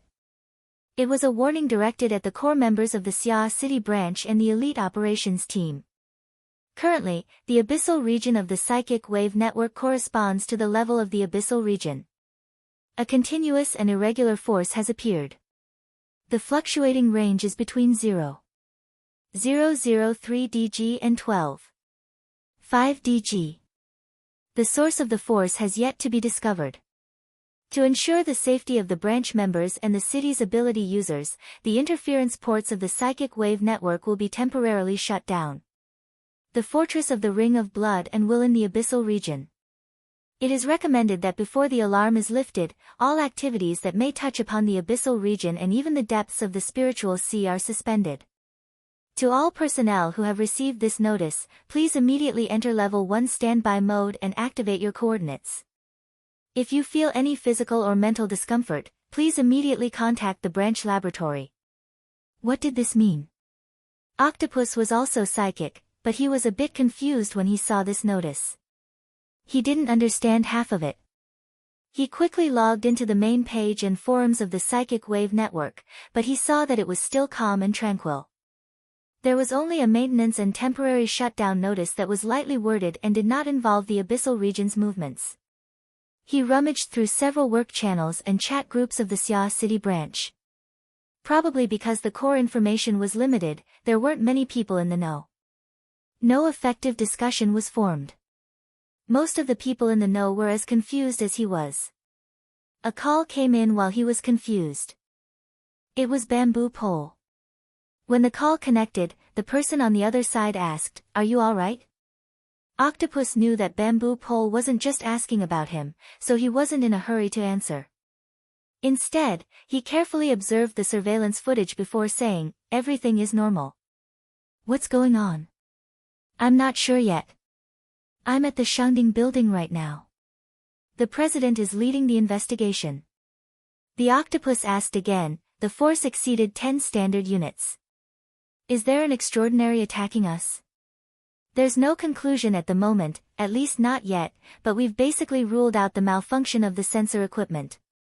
That's because basically, the mental side of B class and above will show varying degrees of reaction." Bamboo Pole was also a grade B psychic, which meant that he had also felt it. Other than that, Elder Yu, Mr. Bai, and Gao Tianshi, the three psychics had the strongest reaction. Of course, there's also President Ouyang. At this point, Bamboo Pole seemed to be talking to someone. After about half a minute, he spoke again. "Now, we have a preliminary estimate. It might be an unknown powerhouse, definitely at the extraordinary level. It might be a famous expert, or it might be a mutant species from the wilderness that is currently extending its consciousness into this place." The octopus subconsciously responded, "A war?" Right now, it's just tossing and turning on the mental plane, but it's always searching for an entry point to the material plane. It's tried many times, but it's not satisfied.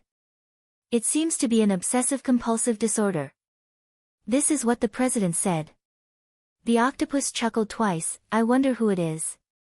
At the very least, President Ouyang feels that it's unfamiliar. There's no corresponding data in the database. From the looks of it, it's more likely that it's an unknown mutant species. It might even be classified as a Darksider species. Like the human-faced arachnid? Don't jinx it. Bamboo Pole still had lingering fears from the chaos of Xia City back then, an extraordinary level Darksider species. "I didn't say it." "You said it." The two habitually bickered for a bit, but Bamboo Pole quickly returned to the main topic. in short, be careful in everything. Tonight is extremely sensitive. It wouldn't be strange for anything to happen. I don't need to emphasize this. In a moment, Mr. Bai will go over there. If there's anything, you guys can discuss it. Keep in touch and report in time. In addition, President Ouyang suggests that no matter who it is, reduce outdoor activities. He feels that the cloud layer above his head is quite awkward. F***ck me. The octopus jumped in fright. He raised his head to look at the monitor screen. Luo Yuandao and Xiao Xinyu were currently slowly moving about on a soft and flat grassland. Luo Yuandao, who was practically a bag of bones, made a rare large movement. He stretched his body. During this movement, his head, which was tilted upwards, became fixed. He still had his hands on his waist, but he no longer swung his neck. Instead, he stared blankly at the thick layer of clouds in the sky. It was approximately 10:30 in the morning right now. Although there were thick clouds in the sky that blocked most of the sun's rays, it was still cloudy and not overcast. The sun's rays dazzled the edges of the cloud layer with layers of gold. A normal person would not be able to stare directly at the sky for too long before they would tear up from the stimulation of the sunlight. Looking at the sky for too long was definitely not a good thing. Luo Yuandao was even worse than a normal person. There's something going on over at the old man's side. I'll go take a look. Octopus didn't have time to say anything more to Bamboo Pole. He rushed out the door in 2 or 3 steps and ran towards the grassland. Fortunately, he had made arrangements beforehand. He had special nurse Hong, who took care of Luo Yuandao, come to the area in front of his office whenever he accompanied the old man out for a stroll.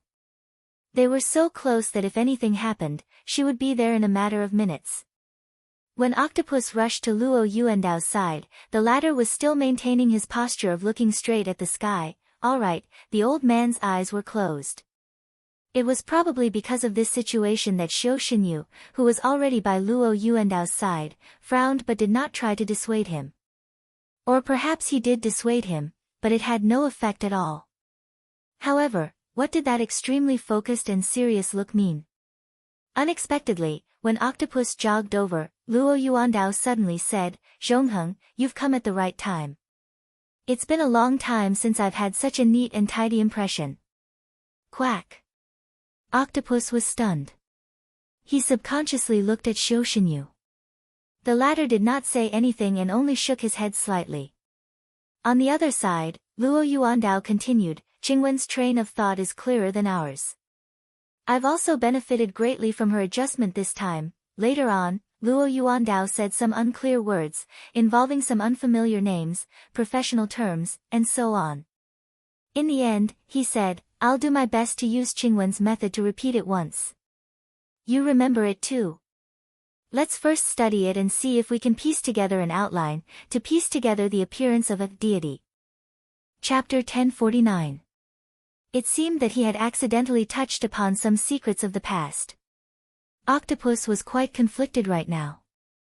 If he listened, he might violate the privacy of the Luo family. If he didn't listen, this opportunity would never come again. And Luo Nan wasn't here. Having dealt with Luo Nan for a long time, Octopus obviously knew that this kid knew very little about the past of his grandfather and father, especially the past events in the wilderness. However, he was extremely thirsty.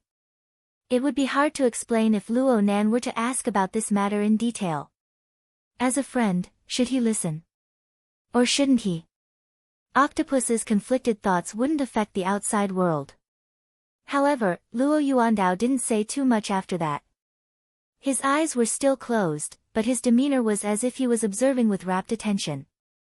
In the end, he even slowly raised his arm. It was as if he wanted to grab the clouds in the sky. It was as if he wanted to welcome the dazzling sunlight behind the clouds. In the end, he wasn't able to grab anything. Instead, the excessively withered palm seemed like it would turn into smoke at any time under the sunlight that permeated through the clouds, melting into the shadows of the clouds. The old man's stiff fingers trembled uncontrollably at the front end of this arm. He was gesturing with lines that had no basic logic or concrete shape. However, perhaps in his own circle of thinking, he was doing meaningful work. So gradually, a smile actually appeared on the old man's face, and it grew more and more brilliant. Luo Nan quietly gazed at the shadow of the clouds, at the old man who was so withered that he was out of shape. The palm that was pointing at the sky seemed to be pointing at his chest. Of course, he also saw the old man's smile. Though the old man's eyes were closed and he wasn't pointing at anything, this was probably the most amiable grandfather had shown him in recent years when the grandfather and grandson met face to face. Right now, Luo Nan's thoughts were entrusted to the clouds that covered the skies of Xia City. They were concentrated on the sanatorium. Xia City was the area that Luo Nan had the strongest control over. There were far too many people here that he needed to pay attention to and protect at all times. Therefore, the Mother Mica and the Soul Cloak supported each other, accumulating and replenishing each other. From last night until now, Xia City hadn't been clear. The accumulated water vapor transformed into a thick mass of clouds. They gradually piled up to form the structure of the Mother Mica, covering the entire city. Then Luo Nan's thoughts jumped and began to directly interfere with the covered area. With Luo Nan's pure sensing ability, there was no need to be this high profile. However, his current state of mind was not stable enough. Luo Nan was able to unearth many things through his contact with the original notebook. He could understand the meaning behind the symbols, words, and even the messy lines. This did not mean that he could recover the person recorded in the notebook and decipher his grandfather's thoughts. He had only truly touched the chaotic spiritual light left on the ordinary page under the suppression of the 16 words formula and the visualization diagram, as well as the remnant emotions of extreme pain. Luo Nan could confirm that his grandfather didn't possess supernatural powers. But where did the spiritual light on those pages come from? Even after more than 10 years, it still made its existence known to him. Luo Nan was no longer a greenhorn. He had gone through all sorts of experiences and studies during this period of time. He already possessed the ability to judge and deduce from small clues. He seemed to be able to see the cause and effect of all of this. In just a few minutes of reading the notes, he had already constructed a preliminary model. A powerful source of energy and information had penetrated the frail framework of an ordinary person's body and soul, leaving behind an imprint on the similarly frail page. Within the split-page notebook, the chaotic strokes of the strokes weren't just simple ink and paint. They were the scorch marks of the writer's soul burning. Luo Nan was certain that his grandfather wasn't just a simple recipient when the source of radiation penetrated. That old man was clearly recording, controlling, and expressing something. Of course, the current notebook was a collection of the results of failure. There were no achievements to be seen. There was only fragmentation and pain. But in another sense, this was the result of the source of radiation penetrating the frame of the old man's body and soul. It had the smallest deformation and the most retained results. What was the source of radiation? Where was it? How did it arrive or connect? Those fellows who could understand, or at least partially, were probably researching and considering this question. Hee. In the past, no one cared about formatting theory. When the archetype format was at its zenith, there probably weren't many people who cared about this sort of thing. These notebooks that recorded the failures and sealed errors were sealed in the depths of the laboratory, never to see the light of day. But now, the situation was completely different. Clearly, this was largely due to Luo Nan. Those fellows thought of every possible way to dig out the source of Luo Nan's power, especially the location of the new plane. Perhaps they had bound all of Luo Nan's achievements to date to the unknown resources at the core of the new plane. Needless to say, Luo Nan thought the same.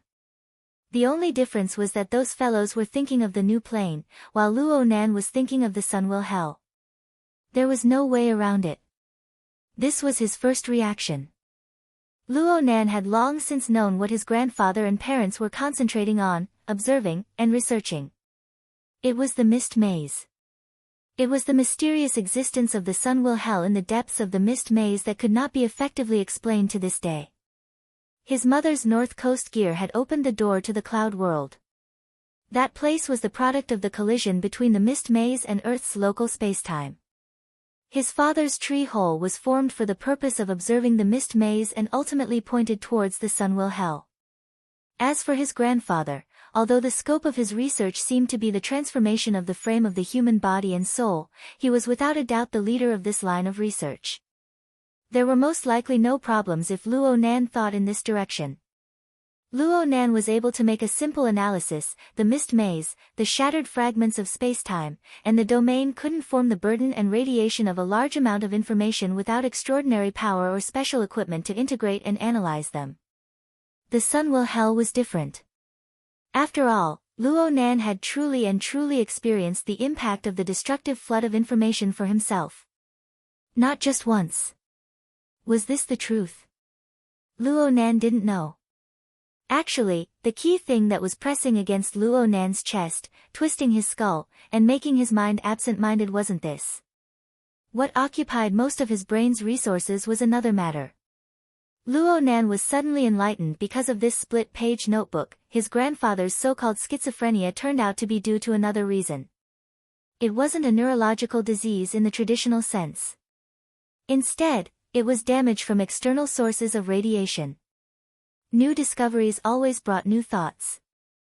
Luo Nan thought, maybe I can do something. This thought germinated and couldn't be restrained. Therefore, Luo Nan hurriedly changed his thoughts and headed straight for Xia City. Luo Nan came with a certain amount of hope. His rich experiences and leaps and bounds of progress gave him a certain degree of confidence. After all, he was already publicly recognized as a psychic expert. He had established a profound structure of the mental domain that ordinary people couldn't even imagine. He could spread a global network, control the mind and communicate, and trace back to precognition. There was also the mica structure that he had just established. He specialized in dissection and analysis. But reality gave him a beating. Reality was that he couldn't see through it. It wasn't that the old man's current frame of body and soul had some sort of powerful concealment ability that could block Luo Nan's probing senses. The core problem was complexity, chaos, and fragility. The frame structure of the old man's body and soul had already reached the point of collapse with a single touch. Luo Nan's consciousness poured here, stirring the winds and clouds, drawing the starry sky, causing wave after wave of ripples in the sea of consciousness and the polar domain of the abyssal region. But here, on the lawn of this sanatorium, faced with this fragile soul that would shatter with a single poke, Luo Nan could only step back and not move forward. He was helpless. So Luo Nan knew that even if he amassed the apex power of Earth and used the living starry sky structure that he was most proficient in, or the mica structure that he had just obtained, it would still be difficult to make a move.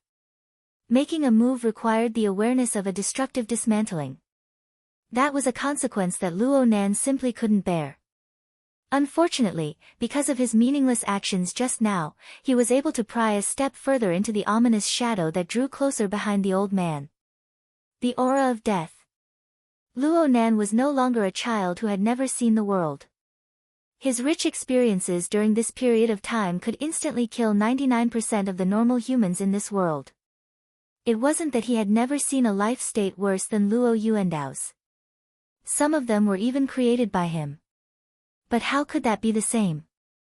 Luo Nan was able to clearly distinguish in his mind that this was a kind of selfish way of thinking. His rationality had always been in play, allowing him to suppress the sudden eruption of irritability, depression, gloom, and all sorts of other negative emotions from the great ups and downs in his heart. But that was all there was to it. Luo Nan gazed at the withered and shriveled old man on the lawn. He gazed at the frail structure of body and soul that could no longer be further explored or stripped away.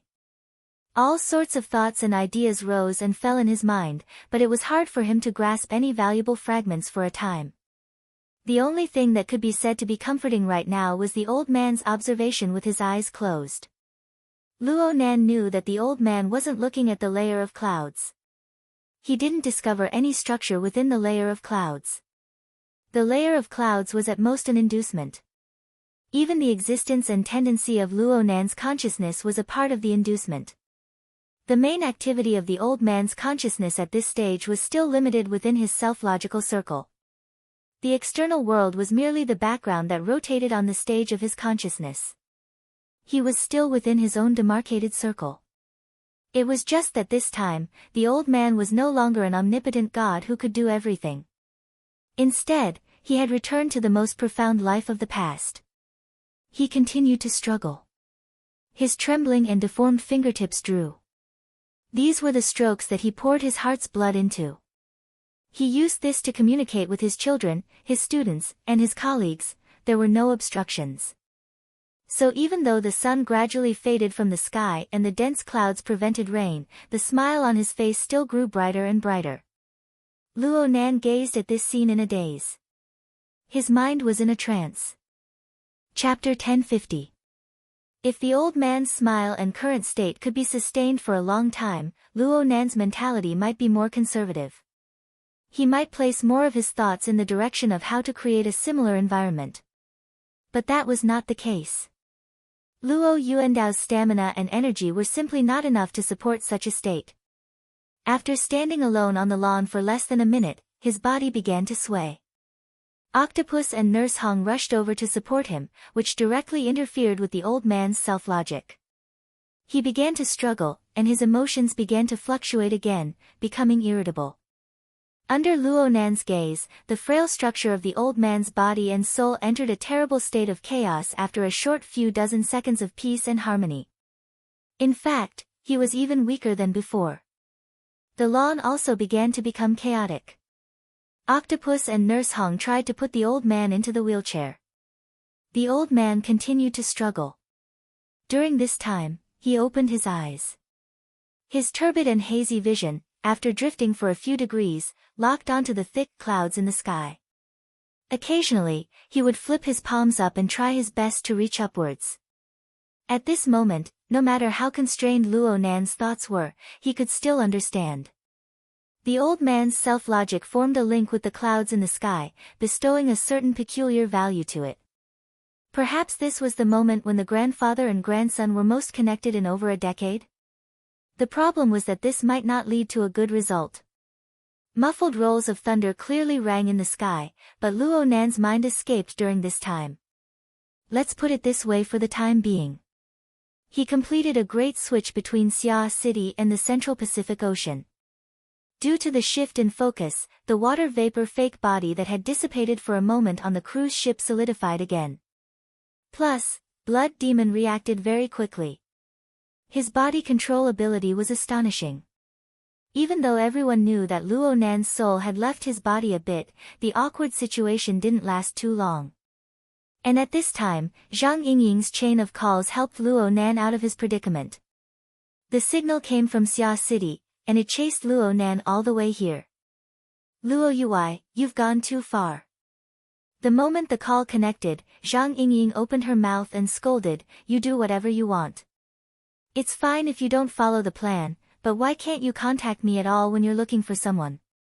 Did I? Luo Nan's mind was still a bit absent-minded. Zhang Yingying's energetic voice sounded righteous. Didn't your communicator explode? Either the line is busy or you're not picking up. I can't tell that you're quite busy. Except for who else is coming to harass me? Luo Nan retorted in passing. He absorbed a bit of strength from the other side in passing, allowing his mood to calm down a bit. It was also because of Zhang Yingying's reminder that he also split off a portion of his consciousness and swept it over the North Bank's underground laboratory that was several thousand kilometers away. Luo Nan's various communication tools were perfectly placed there. They were originally meant to confuse the enemy, but right now they were just serving as a signal relay station. The only advantage was that he could log into a large local area network like the Psychic Wave Network, which had limited coverage, without any problems. He could Psychic Network Soul Network, but he was Limited Range Network. Luo Soul Luo Nan. Luo Nan sighed. He gradually reduced the hybrid structure of his soul cloak and mica, interfering with the material plane of Xia City. This could be considered as tidying up the mess left behind by his sudden escape. Hopefully, President Ouyang and the others would not work overtime because of this. Aside from this, Luo Nan also saw Zhang Yingying's so-called exploding phone calls. Actually, there were only 2 or 3 of them. As for the other 2. While she was distracted, Zhang Yingying asked again, then, Yuan, why, have you had enough harassment, or have you been harassed enough? Zhang Yingying asked, are you done harassing or being harassed? Give me a definite message. There's still 4 or 5 hours until the auction starts. Have you arranged any programs? Programs? Luo Nan's gaze subconsciously swept across Blood Demon and Wan Liuhua's faces. He had no intention of asking. Even if there were programs, he wouldn't be interested in participating, let alone programs. No. I can't do this. Luo Nan's mind tightened. He quickly denied his previous state of mind. If he became distracted, lost in thought because of a notebook, then wouldn't he be exposing his weakness to others? In the end, Luo Nan had learned a few things when it came to interpersonal communication and scheming. Perhaps it was very difficult to do it perfectly. Perhaps it wasn't worth mentioning in the eyes of experts, but he still needed to improve through experience. If he improved a little, then the enemy would misjudge a little. Wouldn't that be the case? Luo Nan calmed the churning thoughts in his mind once more. He redistributed his consciousness to various spatial directions. He needed to be a bit more in front of people, especially in the jadeite light. It would be best if a situation like Blood Demon's palm smashing into his shoulder blade didn't happen again. Luo Nan's thoughts flowed. It only took a second or 2 for Luo Nan to laugh. I can ask about programs, but I don't have any. I do. Can't I find some fun on such a large ship? Luo Nan's laughter was abrupt. In truth, it was a bit terrifying. Zhang Yingying was stunned for a moment. She didn't respond immediately. Luo Nan temporarily stopped this topic. Your line is busy. I'll make another call. Contact me later. Luo Nan didn't do as Zhang Yingying said and immediately made a call. Instead, he turned to look at the person in the elevator who needed his attention the most. Tu Gu, the bodyguard-like extraordinary, was still lingering in the elevator. The direct reason for this was the tool that came with him. This person was possessed and controlled by the necromancer. It consumed a lot of energy. Tu Gu spent quite a bit of effort to give this colleague the strength to stand up. Luo Nan asked, do you want to have afternoon tea together? Tu Ji's attitude was still restrained and polite. It's okay. I took the liberty to disturb you. I hope you can forgive me. He didn't say anything more. He gave Luo Nan a nod and supported his tool colleague. They walked back into the elevator and left. Luo Nan only turned his attention back after the elevator closed and went up. Blood Demon slapped Luo Nan's back again at this time. This time, both the slap and the reception were done quite perfectly. This fellow Tu Gu isn't simple, right? Yes. He's very strong. He's very organized. Huh? Blood Demon was stunned for a moment. He soon laughed. Brother Luo, your comments are quite unique. Luo Nan laughed. He didn't speak in detail. He thought for a moment, found a number, and dialed back. Hello. Sister Pomegranate. He was calling his cousin, Mo Han. She was also one of the 2 people who had called just now. Mo Han was clearly in class. She picked up quickly and spoke in a low voice. Luo Nan could still hear the unhappiness in her tone. You're back from playing around? Don't look for me. It's Yu Qin looking for you. It looks like it's quite urgent. Luo Nan immediately understood. Yu Qin's call must have gone unanswered. She was worried that Luo Nan wasn't picking up on purpose, so she asked for Mo Han's help. Aside from being urgent, this method of doing things was excessively careful. It showed that Yu Qin held more reverence towards Luo Nan. However, there were certainly many twists and turns involved to be able to force Yu Qin to this point. Luo Nan didn't hope to understand everything in an instant. He also didn't want to waste his brain. He gave Mo Han a few vague grunts and hung up the phone. Luo Nan thought of an old acquaintance of Xia City who he had met on the same cruise ship not too long ago. That person was Yu Qin's father. What was his name again? Chapter 1051. Luo Nan wanted to immediately call Yu Qin, but he turned to glance at Blood Demon and the others. They were still waiting idly by the elevator. His mind stirred, and he nodded in that direction. My classmate is looking for me. It's probably a bit of a private matter. He paused here and said, actually, you two don't need to keep me company. Isn't Tucker and Dr. Bai always following me? Bai Xinyan was fine, but Tucker's eyes were wide open.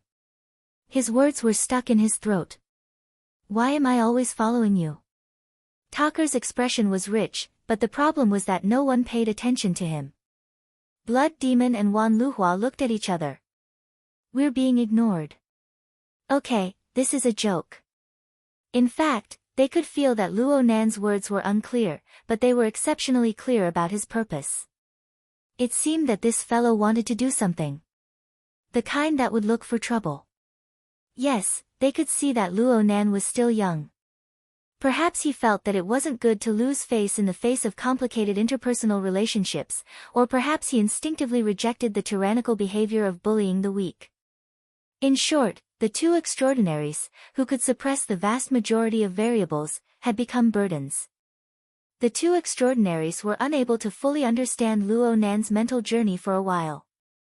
However, they were all intelligent people, so they didn't need to speak too bluntly.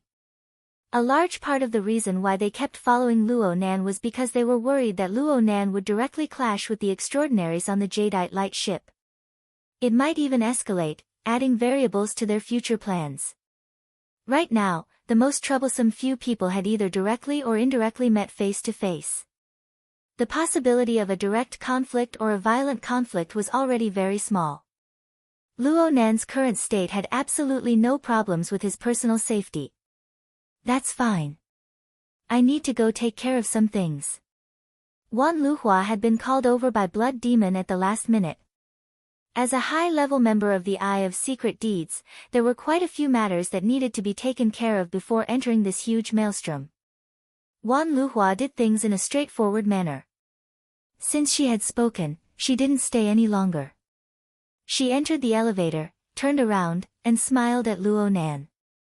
Call me anytime if you need anything. Luo Nan bowed in thanks. Seeing the elevator door close, Blood Demon impatiently clicked his tongue twice. Your luck with women is quite good. Don't look at this master style smiling all the way here.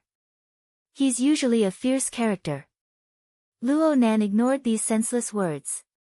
He just asked, what about you, Mr. Blood Demon? What are your plans? Blood Demon, who was despised again, was still smiling happily. Actually, I hired you to be my artist today. I didn't expect that we would get along so well, and many of the drawings went beyond the scope. Some words came out of the Blood Demon's mouth, but the meaning was the same. I originally wanted to bring you to experience a few small circles, but since you have your own ideas, I can't force you. Since I've already said it, I have to do something about it. How about this, I'll make the arrangements and see if I can find a few who don't look so repulsive. I'll call you later. Okay. Luo Nan answered in a straightforward manner. Why isn't there any sincerity? Didn't you agree? This is a bad omen. The Blood Demon chuckled and said no more. Without using the elevator, he turned around and left with a smile on his face. In this way, only Luo Nan, Tucker, and Bai Xinyan were left in the elevator. From the beginning to the end, no one asked for their opinion. Bai Xinyan was calm and collected. In comparison, Tucker was a little impatient. Yes. Perhaps it was because he had lost two nemesis characters in a row, but he was finally able to breathe. His courage grew when he was angry. After hesitating for a moment, Tucker finally asked the question. Ro. What do you want me to do? He emphasized the word I and blurred out the words Uncle Luo at the same time. Luo Nan didn't mind. He just laughed. Be a bodyguard. Since when am I a bodyguard? Aren't you? Then let's be clear about it. Tacker was speechless for a time. Clearly, Luo Nan wasn't going to reason with him. He could only blame Blood Demon for his terrible demonstration. Luo Nan really did have a plan for using Tacker. He had a plan on the plane, forming a basic train of thought. It was just that the details were not clear. The main thing was that Luo Nan's previous experience might not be useful. In any case, there were still a few hours left.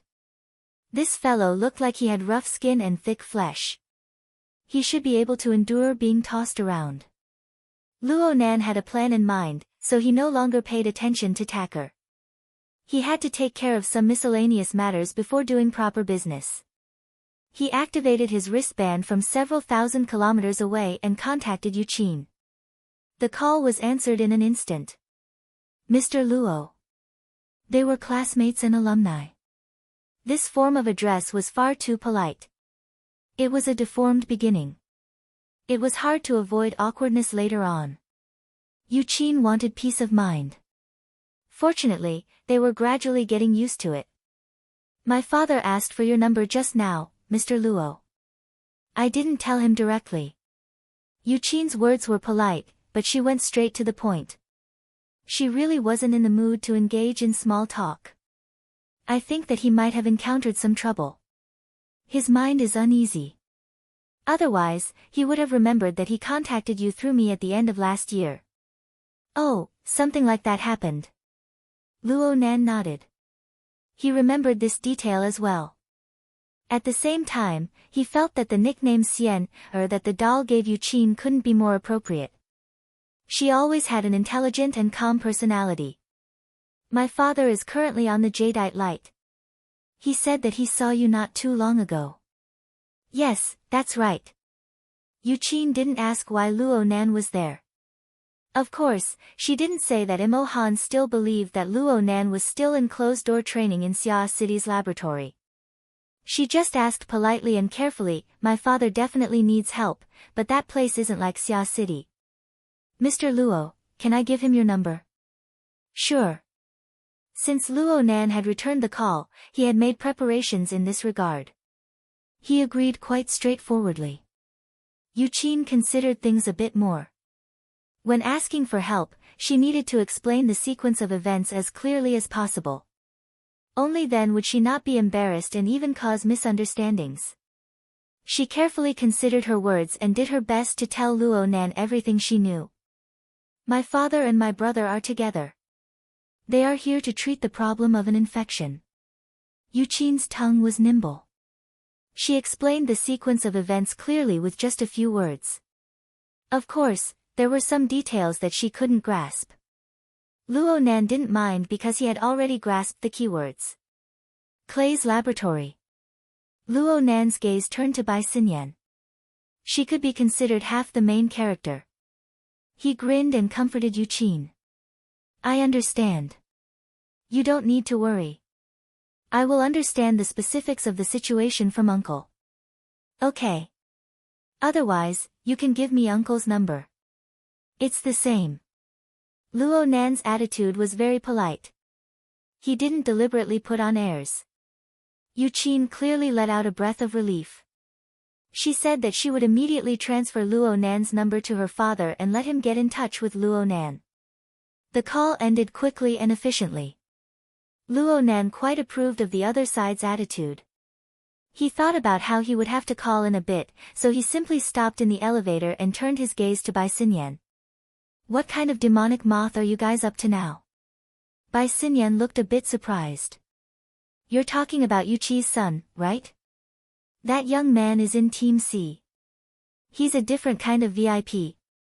No matter how much the laboratory tosses and turns, it wouldn't cause trouble for its future customer. Luo Nan coughed. Start from the beginning. He looked at Bai Xinyan up and down. I found it strange just now. Yuqin's brother, his name is Yu Zheng, right? He was infected in Xia City. How did he hook up with you guys across the Pacific Ocean? Oh, the course of the disease isn't right. He was infected at the beginning of the year. It's been almost half a year. If he hasn't been cured by now, then he should be in the severe third stage. Bai Xinyan pursed her lips into a smile. This involves a few problems on the research and technical level. Can you be a bit more direct? Luo Nan's lips twitched. The water vapor body reflected his thoughts, and he subconsciously moved his fingers. His thumb and index finger unfolded one after the other. His middle finger was about to come out. It looked like it was going to be the third time soon. It was unknown whether or not Bai Xinyan understood Luo Nan's hand gestures. In any case, she did explain a bit more. Mr. Luo, perhaps you're paying more attention to the auction for this event organized on the Jadeite Light. But the essence of the event is actually an exhibition and an exchange meeting concerning the research and application of distortion technology. Or perhaps it's a trade fair for the results of distortion research in recent years. Among them, the controllable distortion technology is one of the most eye-catching ones. Luo Nan's fingers paused. Controllable distortion. That's right. It's using the dangerous external stimulation of distortion infection to find one or even several subversive human evolutionary paths. To put it simply, through this experiment, a new path can be opened between ordinary people and ability users. It's independent of the two existing paths of self-awakening and burner transformation. Bai Xinyan spoke with fervor and assurance. She spoke of everything she knew without holding back. She spoke without reserve. Admittedly, she spoke in a straightforward manner, but her contents possessed a shocking power. In the end, Luo Nan still extended his middle finger. His 3 fingers remained there, but his meaning had already changed completely. A third path. At least that's what the presentation said. It's the product of multiple technological collaborations. LCRF, Tianqi, Deep Blue, and a few private laboratories have all joined in. They've all achieved certain results. And Dr. Clay, my mentor, presides over the laboratory. He's the demonstrator of this technological achievement. The goal of doing this is to explore its value a step further. Right now is the time to expand its influence within a certain range and find even more supporters. Luo Nan raised his eyebrows. And at this moment, a communication wave activated the wristband of Gear's underground laboratory far away on the north bank. This call was within his expectations, but Luo Nan was surprised when he noticed the caller. Hello, Student Yuqin. Mr. Luo. Yuqin's enunciation was as clear as before, but compared to a few minutes ago, the speed of her speech was clearly faster. Her choice of words was less particular, and her final words were a bit shaky. Mr. Luo, I can't contact my father. Huh? There's also Yu Zheng. There's also Uncle Lu. There's also Secretary Zheng. They aren't picking up the phone. Chapter 1052. Yu Zheng sat ramrod straight.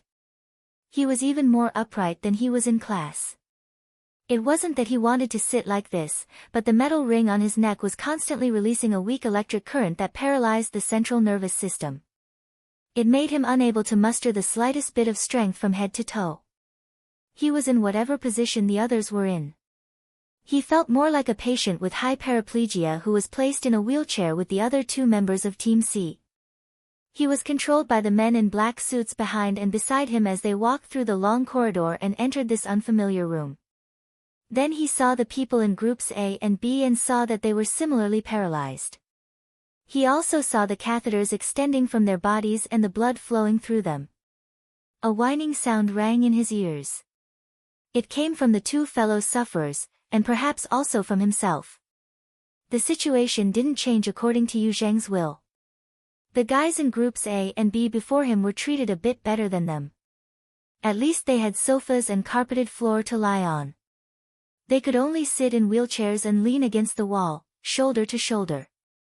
Their hands and feet trembled as they waited for misfortune to descend. Yu Zheng didn't know what was going on at all.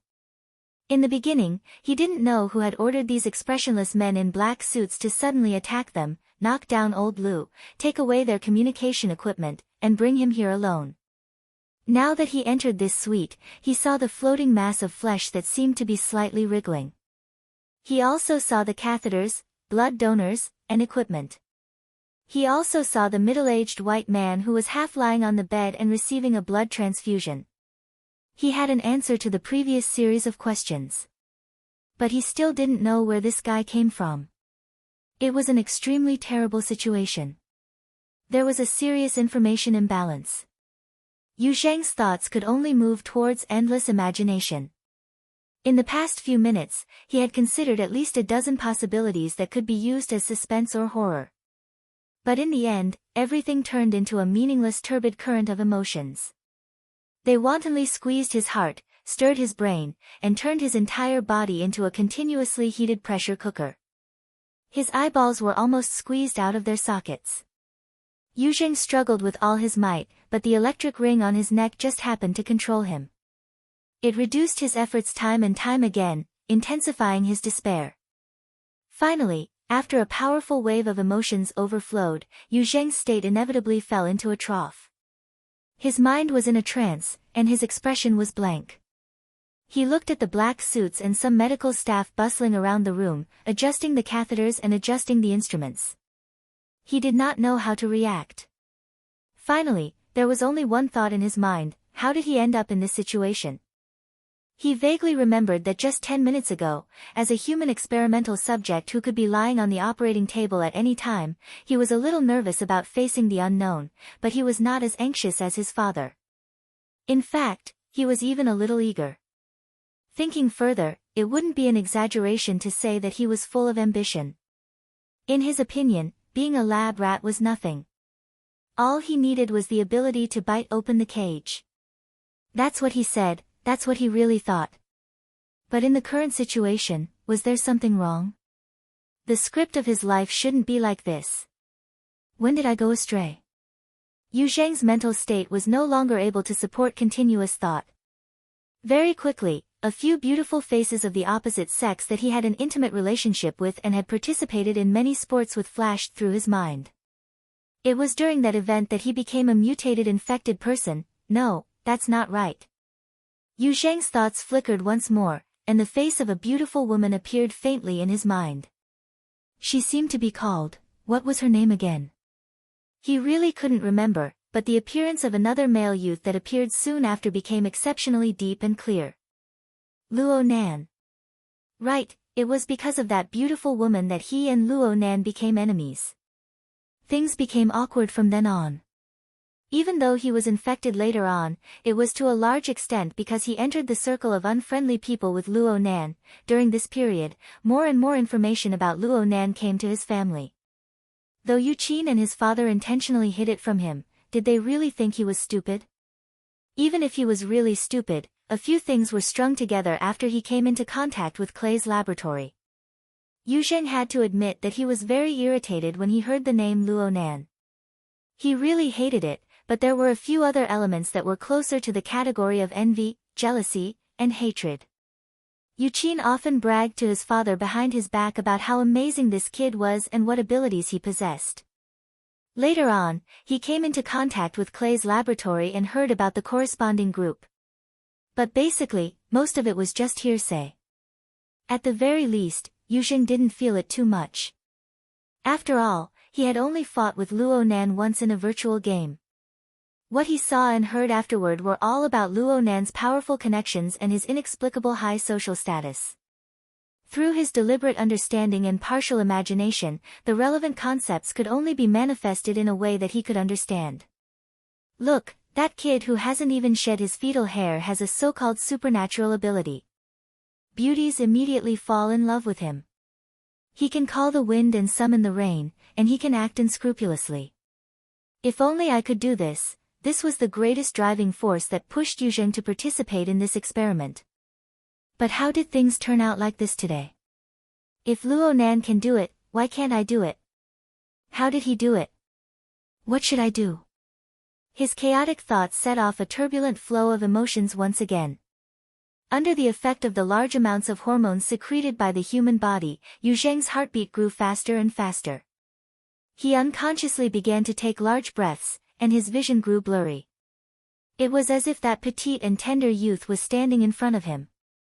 He just stood there without any expression, but that spot clearly sparkled with light. On the other hand, Yu Zheng's side was a sheet of darkness. The boundary between light and darkness wasn't clear. It was as if he could touch it just by extending his hand and stretching his neck. Yu Zheng subconsciously wanted to do this. He believed that he had done it because there was a change in his body, but in reality, someone had pinched his chin and moved it back and forth a few times. Yu Zheng did his best to open his eyes wide, but his severely limited control over his body made it so that he could only see the black suit in front of him. He couldn't even see the person's face clearly. Instructor Wang. The state of C2 is unstable. Is that so? Then, let's put it aside for now. A knock came from the door before Instructor Wang could answer. The room was quiet, and Yu Zheng's thoughts began to return to normal. Perhaps he was stimulated by the words "put it aside for now." He subconsciously received and analyzed the information from the outside world, and he heard Instructor Wang say, "Please come in." The voice wasn't loud, but it felt like it couldn't leave the bedroom. But the door to the outer room opened in the next moment. Someone walked in after the sound of messy footsteps. Instructor Wang called out to them. "Mr. Tuesday," another voice came from behind Instructor Wang. It was probably the main character on the bed. His tone was quite polite. "Mr. Tu, you've worked hard to make a trip here." "Yes, I saw that this colleague's condition isn't too good. Send him back." This matter was clearly not important. Mr. Tu spoke a few sentences and changed the topic, but this one, is he about to awaken? Another person answered, C2 was infected on New Year's Eve last year. It's a body fluid infection, and the infection duration is the longest. The laboratory has always been under good control, but since it's Group C, it might not be as stable as Group A and Group B. Awaken? Instructor Wang's voice sounded again, 3 transformations, or awakening. Are they talking about me? Awakening? Yu Zheng listened, not really understanding. But the rapid heartbeat and the burning sensation of his body slowly faded. The phantom of Luo Nan was no longer in front of him. Next, he went through a messy round of tests and judgments.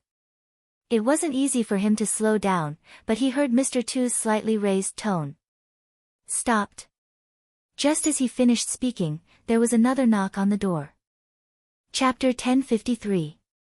At the door of the suite, Tucker's calves were twitching as he looked at the still closed door. The thick wooden door could not block out the 2 cold and tyrannical auras in the room. He could be considered a strong person in the physical body, but there was still a qualitative difference between him and the 2 in the room. After all, that was an extraordinary. Tucker's brain was quite useful, but he could not understand at all. How did Luo Nan find this place? Was he really helping a classmate? Please, this reason. Tucker was speechless. On the other side, Bai Xinyan looked calm. Perhaps it was because she had been in charge of contacting the relevant parties and trying to communicate with them first, so she had no time to be nervous. *T. Tucker would rather take over her task. After all, it was destined to be useless. Moreover, he could take the opportunity to spread some news. It was not that Tucker did not have such an opportunity on his way here, but he did not have the guts to do so. Luo Nan, who had been flipping through the notebook all along the way, inexplicably gave him an enormous pressure. It was as if there was an incorporeal demonic eye that could see through his internal organs, his mind, and his thoughts.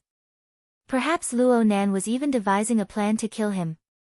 Even if it was a misconception, Tucker didn't have the guts to test it with his own life. He had been letting his imagination run wild for quite a while. It had been at least 10 seconds since he had knocked on the door, but there was no response from the other side. This was normal.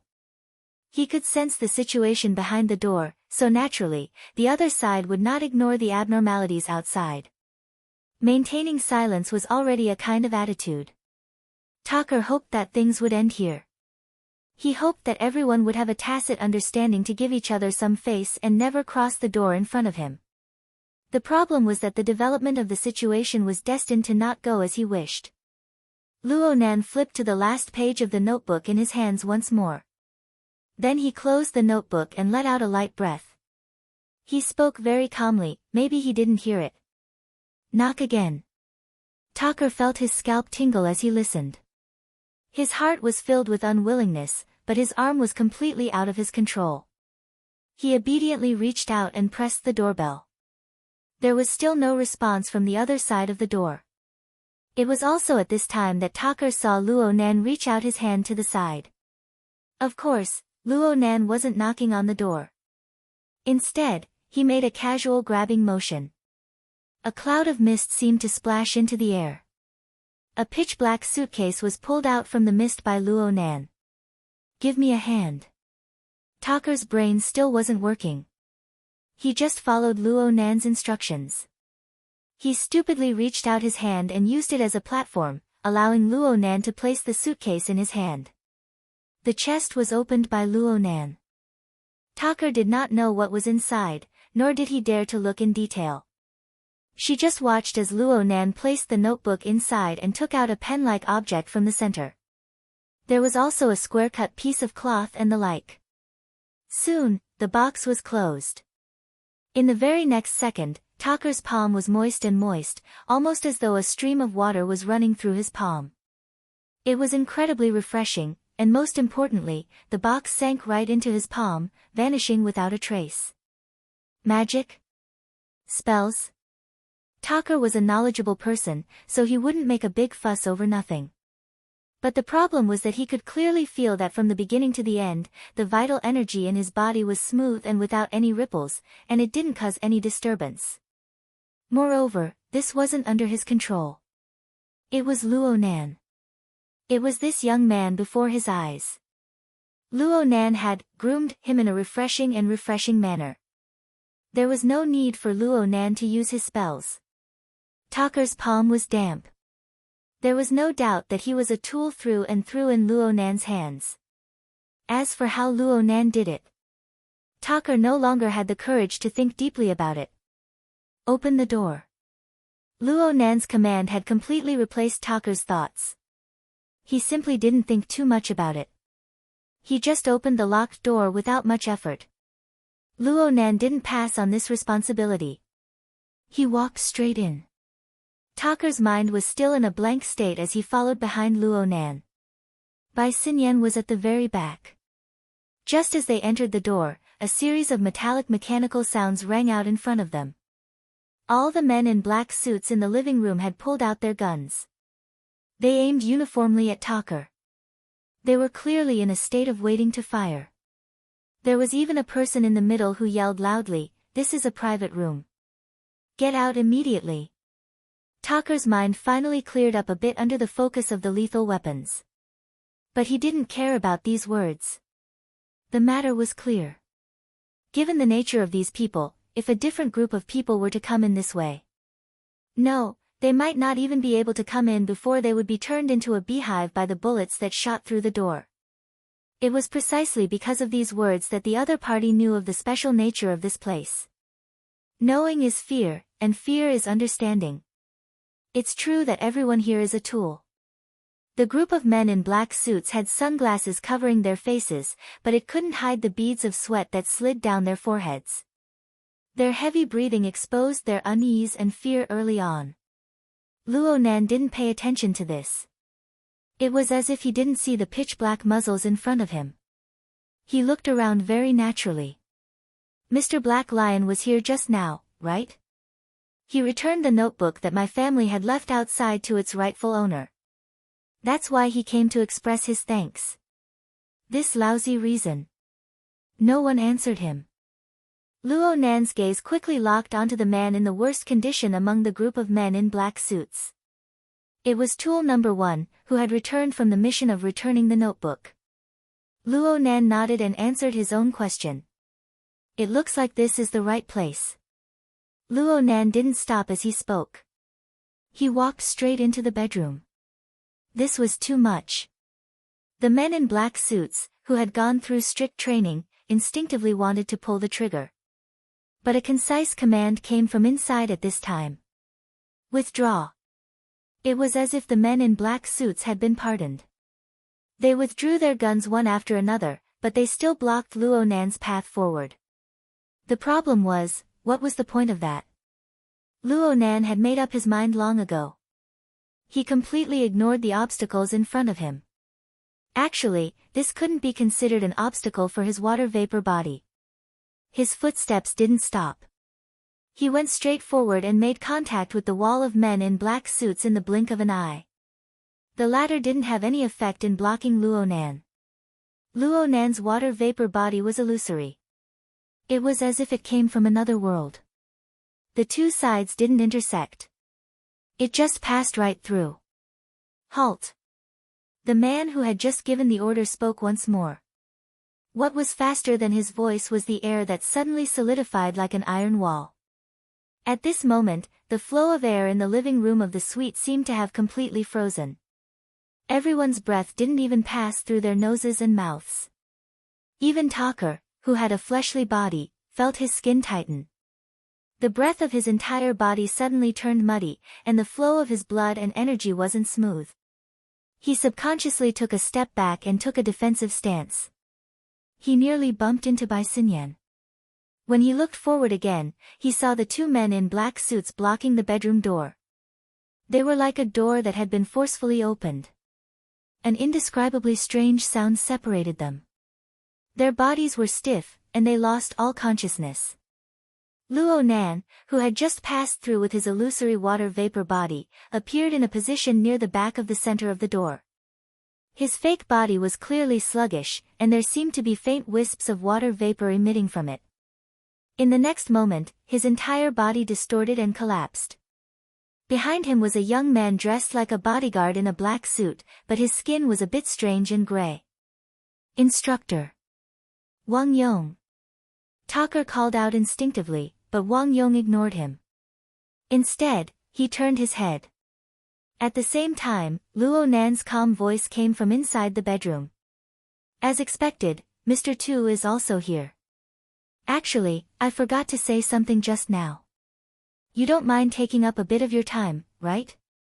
Oh, this scene is truly extravagant. Chapter 1054. The situation before him made Tucker want to die. No, he absolutely didn't want to die.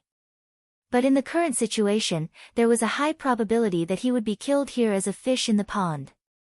Tucker knew who Wang Yong was. He was an extraordinaire who had been nurtured by a certain someone with all their might. He seemed to be the only one under the name of the LCRF. This person was very young, probably in his early 30s.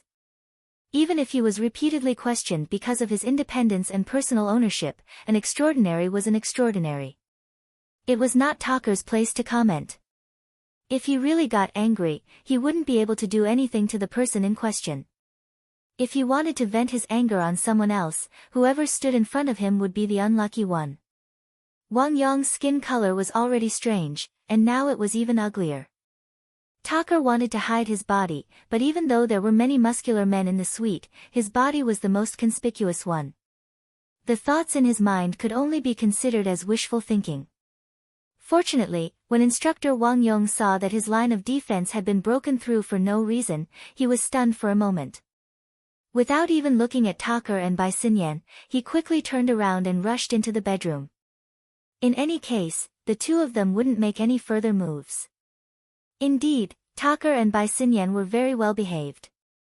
They stood where they were and exchanged glances with the black suits in the room, showing their respect to each other. At this time, Luo Nan's line of sight had just finished cruising through the blood donors, the catheter network, the blood transfusion receptors, the relevant hubs, and the refining apparatus that filled the bedroom.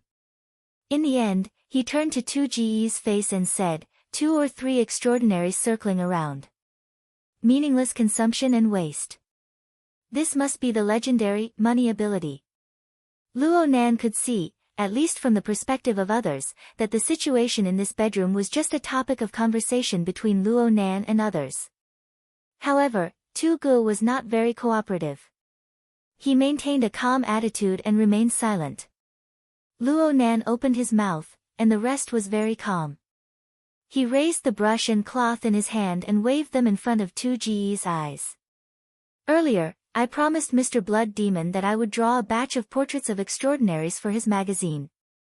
Of course, the other techniques are too time-consuming. I'm prepared to give him a sketch.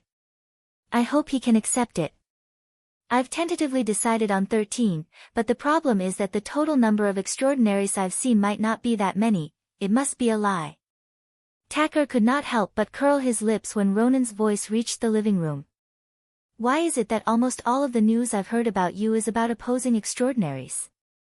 The other people in the room weren't interested in tangling with these details. Wang Yong, who entered the room after Luo Nan, fixed his gaze on the object in Luo Nan's hand. If Luo Nan relied purely on the semi-incorporeal quality of his water vapor body to pass through the living room's defense line, Wang Yong would have accepted it. But there was a problem. Luo Nan was holding a real object in his hand, so the penetration just now was completely unreasonable. To be more precise, it was beyond common sense. Wang Yong thought of a possibility. A spatial fault? Distortion? A space-time domain technique? That was what he thought and asked. Excuse me. Luo Nan turned around to look at him. He greeted him with a smile. This is Instructor Wang Yong. This is the first time we've met. Sorry for being presumptuous just now. Let me ask, are you interested in participating? Seeing that the bedroom was about to descend into an even more awkward atmosphere, old Els, who was still half sitting and half lying on the bed, coughed softly twice. He was very restrained, but it was enough for the people involved to understand what he meant. Wang Yong's face was cold as he gestured with his hand. Mr. Luo Nan, there's a patient here. If there's nothing else, please leave. Does that mean you agree? At Luo Nan's age, once he began to pester endlessly, his temperament really did match. Tu Gu and Wang Yong weren't people who were good at talking. Their skill at feigning civility and sincerity wasn't maxed out. Normally, it would have been fine. The power of extraordinaries could crush most obstacles. But they just had to encounter Luo Nan right now. And the situation was super complicated. The leaders of both sides of the conflict didn't have any intentions of directly talking to each other. It was impossible to guess Luo Nan's thoughts for now. But old Els was clearly angry. Someone had directly barged into the bedroom and was deliberately ignored. Anyone would be angry in such a situation. For old Els to be able to maintain his composure was already first-rate shrewdness. Half a second passed before Wang Yong replied stiffly, this can be discussed later. Right now he's being treated. Treated who? Blood transfusions or blood donors? Luo Nan looked around once more at this exceptionally narrow bedroom that could already fit over 10 people. 9 blood donors and backup, and 1 recipient. In his eyes, there were no secrets to speak of. If it's blood donors, then although these people can't walk properly, their central nervous systems have been disturbed by external instruments. They'll be fine once they've been dismantled. If it's said that they've been infected by a mutation, then they're all in the second stage right now. Even if their states are unstable, they can still be saved after a bit of tossing and turning. As for this, Luo Nan's gaze stopped on Wang Yong's face. He used his thumb to poke to the side, making it clear what he was referring to. His problem doesn't lie in his seemingly pure clone body. It doesn't lie in the mechanical backup of his soul information. Instead, it lies in his utterly terrible initial structural design. He hasn't sat properly since he was in the womb. Yes, whether or not he was born alive is still unknown. What's the point of tossing and turning? Luo Nan's words were thrown in Wang Yong's face. Wang Yong subconsciously swept a glance to the side of the bed, then he quickly shifted his gaze to stare at Luo Nan. Mr. Luo, the patient is in front of you. Please be careful with your words. Patient? This isn't a treatment. It's a life extension. That's not right either. Luo Nan endlessly defined and changed his words. At the same time, he let the special paintbrush spin between his fingers. It was the standard frivolous behavior of a youth, but anyone who had a deeper understanding of him could see that there was an element of malice within. In my opinion, this isn't a treatment. It isn't a life extension either. It's more like an investment. And it's not an investment in industry. It's a venture investment. There are some areas where investments are necessary, but self-righteous investments that waste resources can only be called extravagant and wasteful. Stopping losses early is the most appropriate thing to do. Of course, I'm not familiar with this line of work. I'm just borrowing it to make an analogy. Old Els coughed once more on the bed. This time, he simply cleared his throat and then spoke. I'm familiar with the field of venture investment. Perhaps we can help each other out.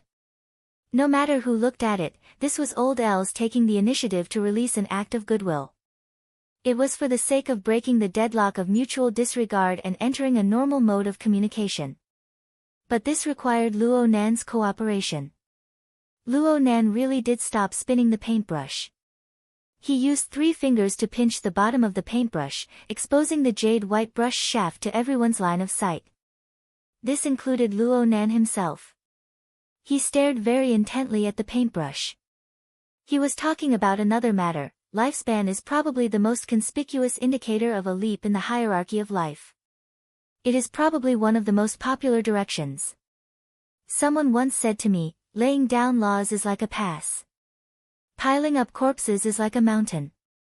In order to surpass the limits and obtain the tinder, sacrifices are inevitable.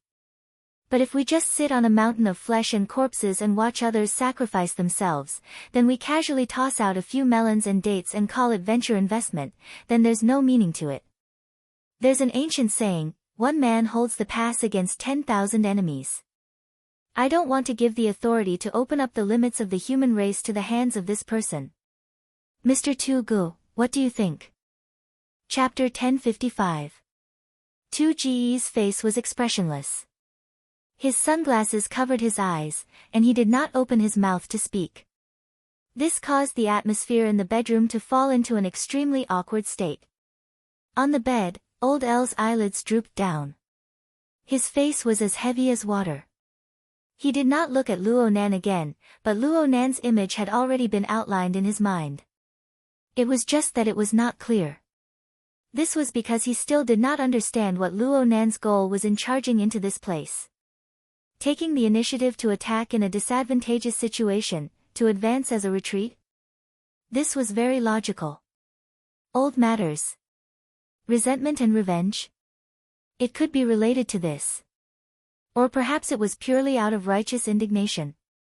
Though this was laughable, it was not impossible at this age.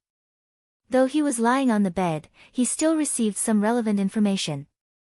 If there was enough time and the atmosphere was suitable, Old Els was confident that he could unravel the cocoon. Unfortunately, this young man was close at hand right now, and his actions showed off his abilities. It was not that Old Els had never experienced this sort of thing in his rich life. Of course he knew that the most reasonable method right now was to take a step back.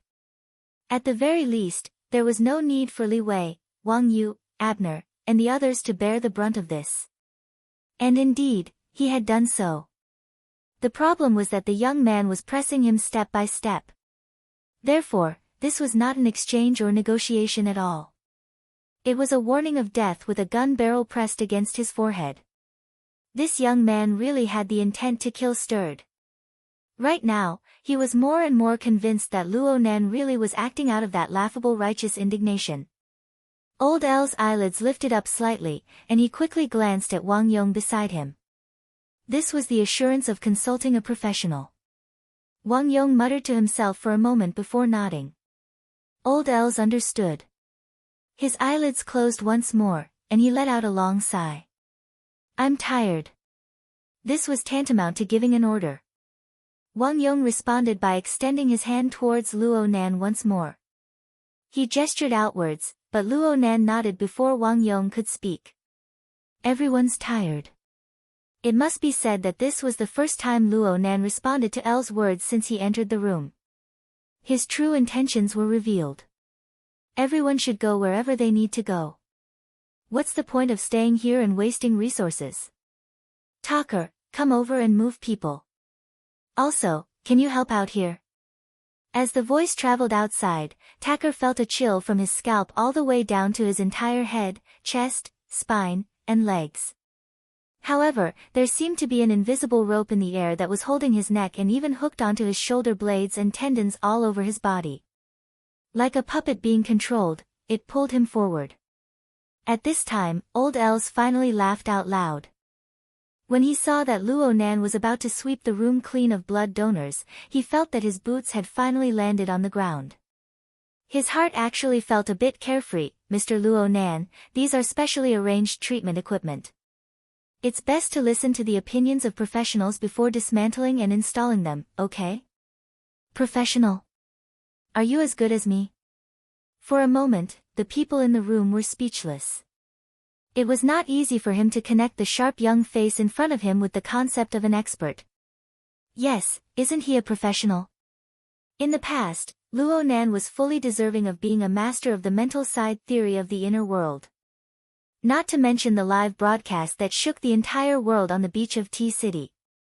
Luo Nan had clearly established a domain of authority in the field of life configuration. Perhaps every major laboratory and scientific research organization in the world was still engaged in intense debates over Luo Nan's demonstration of segmentation, superconfiguration theory, and demonstration.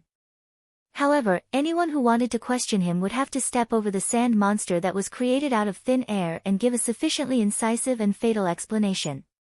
Perhaps there would be such a thing in the future, but right now, Wang Yong could only forcefully block them with his stiff arm. Mr. Luo Nan, please leave immediately. I'm going to leave, but how? Luo Nan revealed a smile towards Wang Yong. Wang Yong's heart suddenly became alarmed. He completely relied on his instinctive reactions to mobilize the blood energy of his entire body. He instantly broke through the limits of the material body, shook the atmosphere, and rushed back to the abyssal region from the material plane. In the blink of an eye, the flow of air in the entire bedroom, and even the wider area, was completely under Wang Yong's control.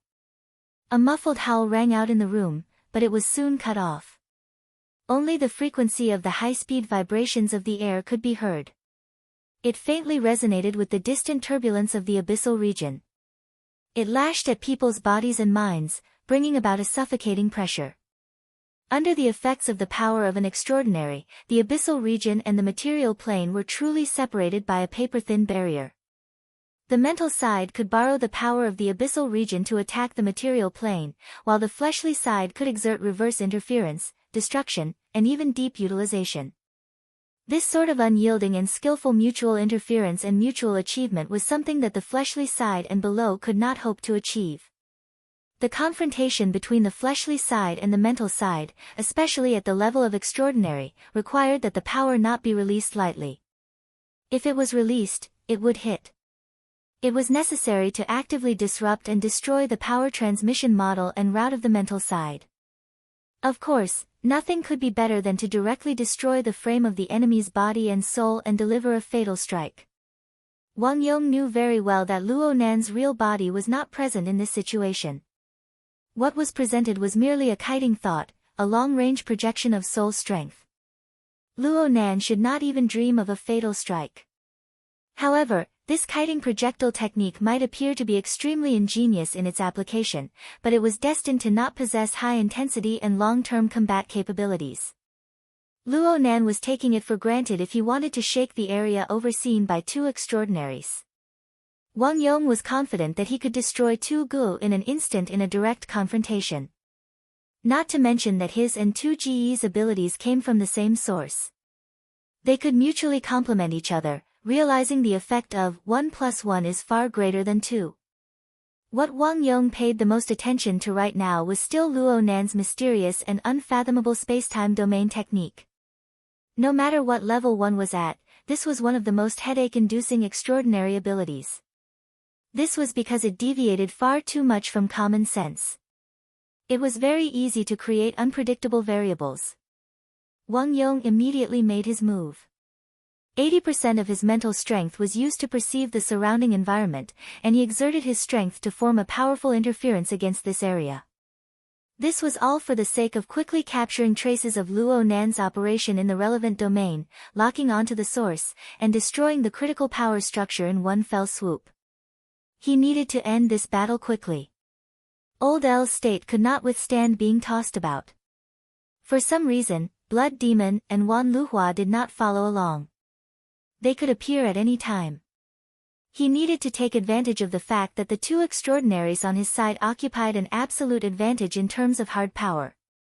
He needed to use the peerless defense of Tu Gu to back him up.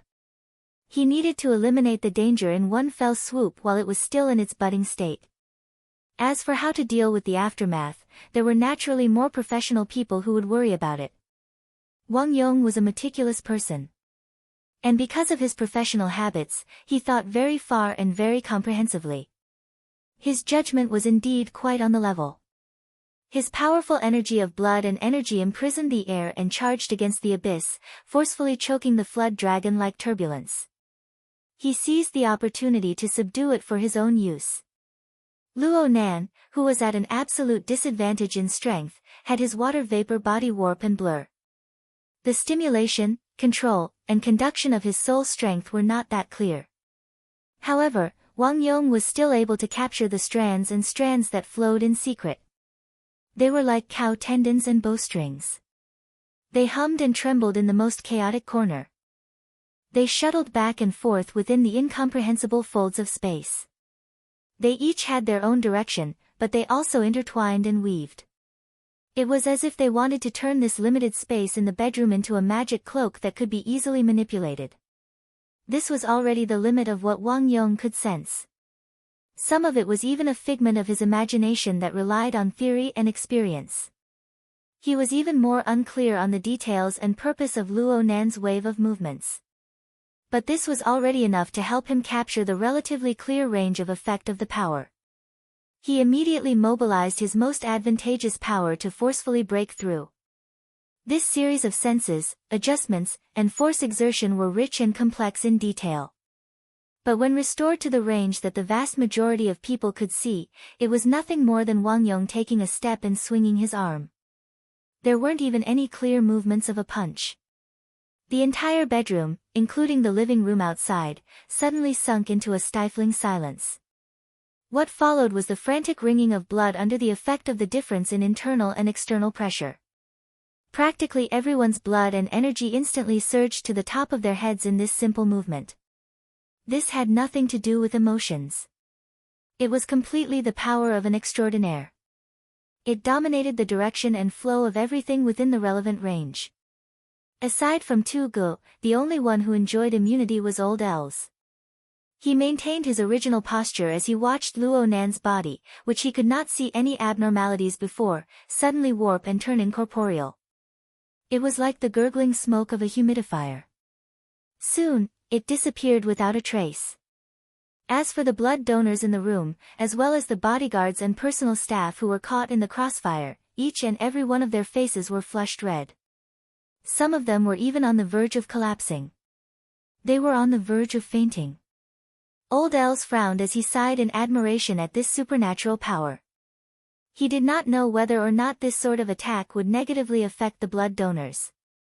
Frankly speaking, he did not know whether or not it would negatively affect his own treatment. He hesitated for a moment, but he still chose to believe in the professionals. He did not say anything to interfere. He just narrowed his eyes and attentively sensed the changes within this body. If everything was normal. Ugh!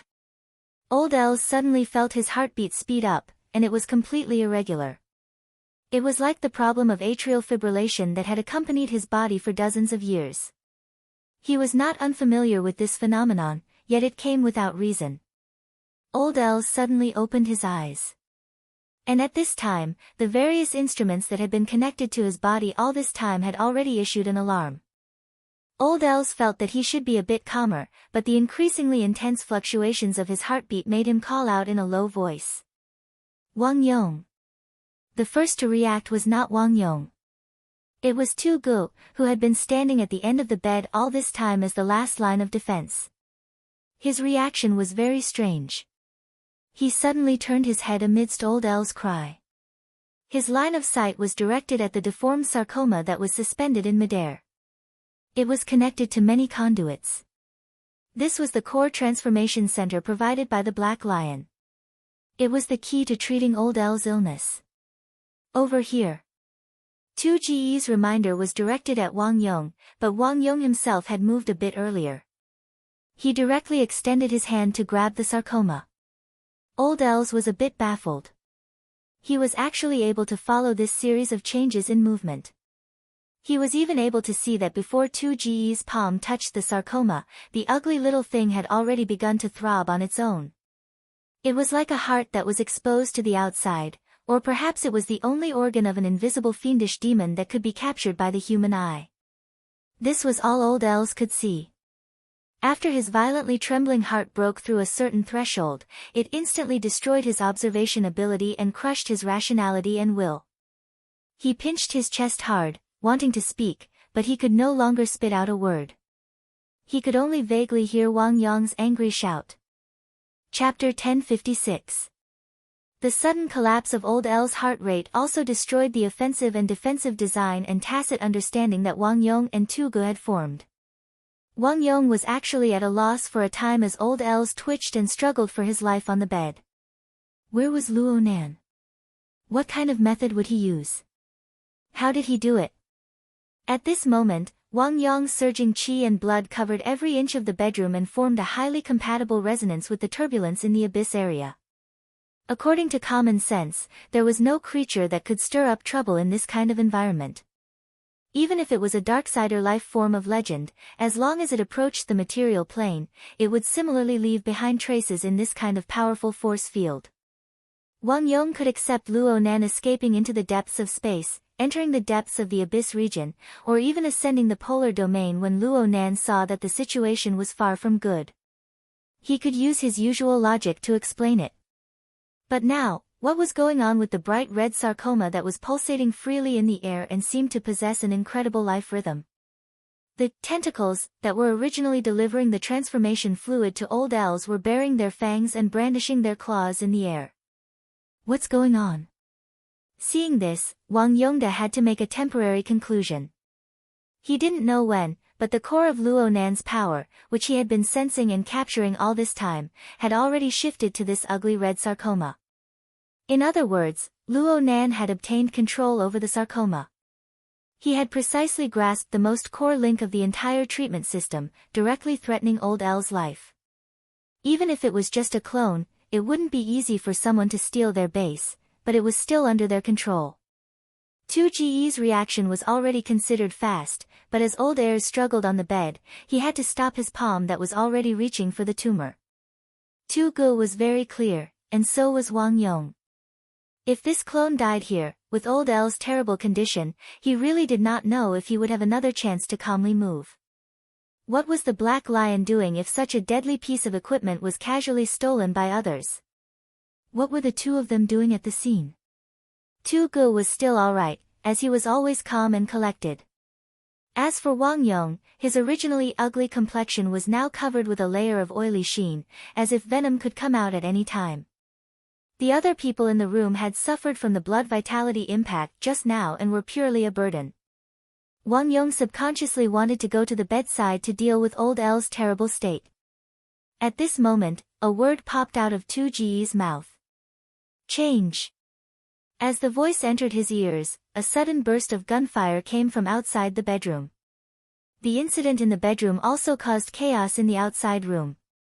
Wang Yong's eyelids twitched, but he didn't hesitate, nor was he distracted by the chaos outside.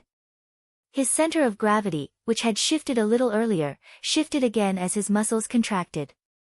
He did not pay attention to Old Els, whose hands and feet were twitching on the bed. Instead, he forcefully made the nearly ebb interference field surge once more. This time, it was not to capture the elusive Luo Nan. Instead, it was to crush the blood donors who had formed a circle around the bed. A life for a life. At the very least, he had to put on this posture. At the same time, Tu Ji's hand, which had paused just now, once again reached out, grabbing at the bright red sarcoma that was right in front of him.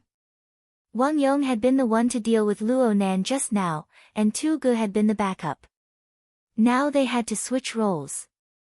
This was because Luo Nan had cut into Wang Yong's blind spot of observation and thought. He had successfully infiltrated into Tu Ji's range of control. Actually, Wang Yong still had doubts in his mind right now. Was Luo Nan's soul strength projection really inside that tumor? There were no changes in his visual space, but his sensory space was a mess. Luo Nan had already completely excluded Wang Yong from the main battlefield within the span of a few breaths under this chaotic mental judgment.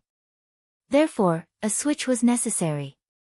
If Wang Yong didn't want to be a bystander at this critical moment, then he needed to display the deterrent power of an extraordinary, even if his actions were more despicable. Under the radiation of the power of 3 extraordinaries, all the other living beings within the entire suite were so weak that they weren't even worth mentioning. Therefore, this sort of switch in focus and direction was completely a gamble on the value of the target in each person's heart. Did Luo Nan really have a bit of weak humanity left in him, just like in the legends? Could Wang Yong and Tu Gu replace old Els in making such a fatal decision? In any case, not a single side had any intention of pulling back in this relatively cramped space at this moment. There was even a bomb that smashed in forcefully. Amidst the muffled explosion, Yu Zheng and the other blood donors who had yet to complete their intubation were suddenly blasted apart into an enormous hole in the wall. The door connecting the living room and the bedroom in this suite was relatively narrow and conservative. It paid more attention to privacy, so the bodyguards outside could easily surround the door. However, there were still some problems with the room structure of the cruise ship when faced with inhuman power. The partition was assembled from light steel keel plasterboard. It looked like a complete piece, but in reality, there was a relatively large gap between the keel steel inside the plasterboard. The fellow who had smashed and had leaped out from the gap between the metal frames, perfectly avoiding the blood donors who didn't have any defensive capabilities. He had met Wang Yong's fist with equal precision. Talker. Wang Yong recognized this logistics tycoon from the Central Pacific Ocean. He knew that Talker was the adopted son of Bai Hao, the flesh and blood of Master Dem. In a certain sense, it would be more appropriate to describe them as allies. But it was this fellow who had broken through the wall, charging straight at Wang Yong's fist. In the time it took for a spark to fly off a flint, Wang Yong saw the fellow's face. His face, which could be described as tyrannical and mighty, was now brimming with fear that completely contradicted his actions. It was to the extent that his entire facial structure was distorted. The tattoo on his cheek was infused with despair, as if it had transformed into an ominous demon snake that was slithering on his face. Wang Yong frowned and subconsciously slowed down his hand. The momentum of Talker's charge was astonishing, but it wasn't a threat to an extraordinary. He didn't want to offend 2 important figures of the same camp because of this kind of man-made accident. Just as Wang Yong's fist changed from hard to soft, a dazzling light suddenly exploded from the corner of his eye. As for the power behind the piercing light wave and the impact it formed on the interference force field that he was leading, that was a problem for the next wave. No one could contend with the speed of light. Therefore, Wang Yong could only watch helplessly as the electric chain of light wave brushed past Talker's head, which he had accidentally left behind, and cut right into Talker's chest. Talker's mouth was wide open, but he couldn't say anything. Or rather, the power that erupted from his body had drowned out everything. It was a powerful explosion. Most importantly, it had formed a strong collision with Wang Yong's previously powerful but relatively restrained control mode. The air exploded and the abyss shook. The network of blood transfusion catheters that crisscrossed like a spider web in the room instantly twisted and ruptured. The blood and transfusion fluids that were still flowing through the catheters were thrown all over the place, creating a mess. Chapter 1057. Most of the liquid droplets that were flung out did not even have the chance to land on the ground before they were directly crushed or even vaporized by the extreme power that surged back and forth in the room. The entire room instantly turned into a full-powered boiler. The boiling air rapidly expanded, and in the next second, there was a second explosion. The floor-to-ceiling window on the side of the bedroom that led to the balcony couldn't withstand the air pressure in this narrow space at all and shattered with a bang. The curtains were wrapped in glass shards and twisted alloy frames. As if swept by a storm, they were blown to the lower deck and the surface of the sea beyond. There were also 2 blood donors who were originally lying near the floor-to-ceiling windows. They were also swept up by the storm and slid against the reinforced glass railings of the balcony. Fortunately, the reinforced glass of the railings was of high quality. In the relatively open space, it was still relatively intact, so the two unlucky people did not suffer too much. After the storm and the house blew out, it was the turn of the airflow from the sea to flow back, mixed with moist water vapor. The clouds outside were getting lower and lower, almost merging with the surface of the sea. It was as if a heavy downpour could happen at any time. To the people in the eye of the storm, these were meaningless details. However, with such a commotion, it was inevitable that things would go out of control. Leaving aside the chaos on the lower deck on this side, the gunshots and explosions that echoed from the advanced suites at the bow of the ship instantly pushed a large number of so-called upper-class people in the area into the illusion that they had been attacked by terrorists. Panic and chaos quickly spread. Compared to the imaginary commotion caused by the fragmented information, the explosion in the Abyss district that changed from restraint to unrestrained was obviously more intuitive for some people. Once again, the Jadeite light cruiser was too small for an extraordinary. Everyone was able to pretend that they didn't know anything during the first wave of attacks. But when the sudden and powerful clash appeared, the minds of the many extraordinaries, who were previously confused and dizzy by Luo Nan's endless scriptures, couldn't help but be roused.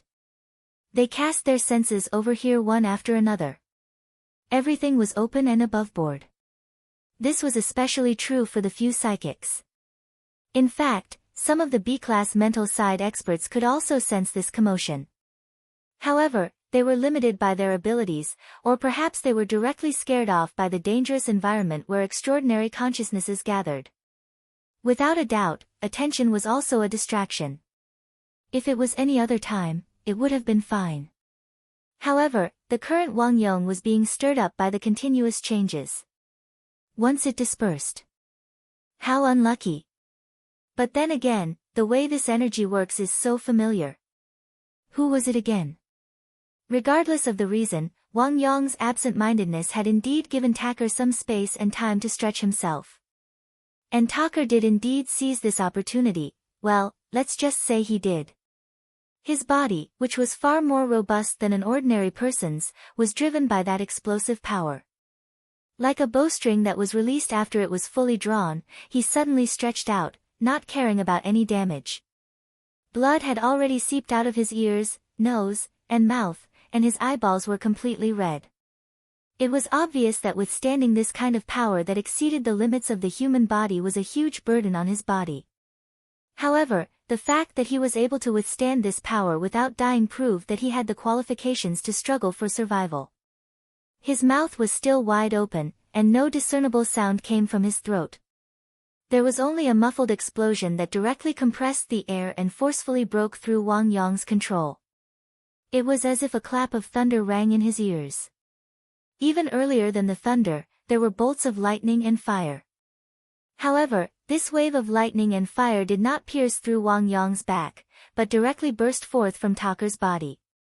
This time, even if Wang Yong was a fool, he could finally capture that familiar feeling and turn it into a definite concept. Electromagnetic direction. Jean Tong. Wait a minute, Tucker seems to be electromagnetic as well. Useful and useless thoughts constantly intertwined and influenced each other. While Wang Yong was absent-minded, Tucker, wrapped in dazzling electric chains, charged forward like a mad bull, charging straight into Wang Yong's midsection. It had to be said that Tucker's control over his power was extremely crude, and there were also some subtle and ambiguous areas in terms of its level. However, the power he was currently carrying had indeed become a substantial threat to Wang Yong. Wang Yong's eyes were cold. He returned a punch, parried his elbow, and lifted his knee. His perfect control over his power allowed him to effectively mobilize the blood and qi in his entire body. It seemed like he was defending, but he was actually using defense as offense. By relying on his perfectly synchronized interference and control over the material and spiritual planes, he dispelled Tucker's powerful initial attack and seized the opportunity to counterattack. When his knee fell, the entire floor of the bedroom shook and deformed like waves, and the state of the room became even more unbearable. The electric chains that came charging at him were like flowing water. They streaked across the edge of Wang Yong's reef-like defensive force field. Even though a small portion of it managed to penetrate through, it only made one side of his body feel slightly numb. Wang Yong, on the other hand, took advantage of his steps to agitate the gathered blood and qi and fused it with the turbulence he subdued in the abyss region. With a hidden explosive force, he struck Taker's side abdomen with an uppercut. This punch was extremely ruthless.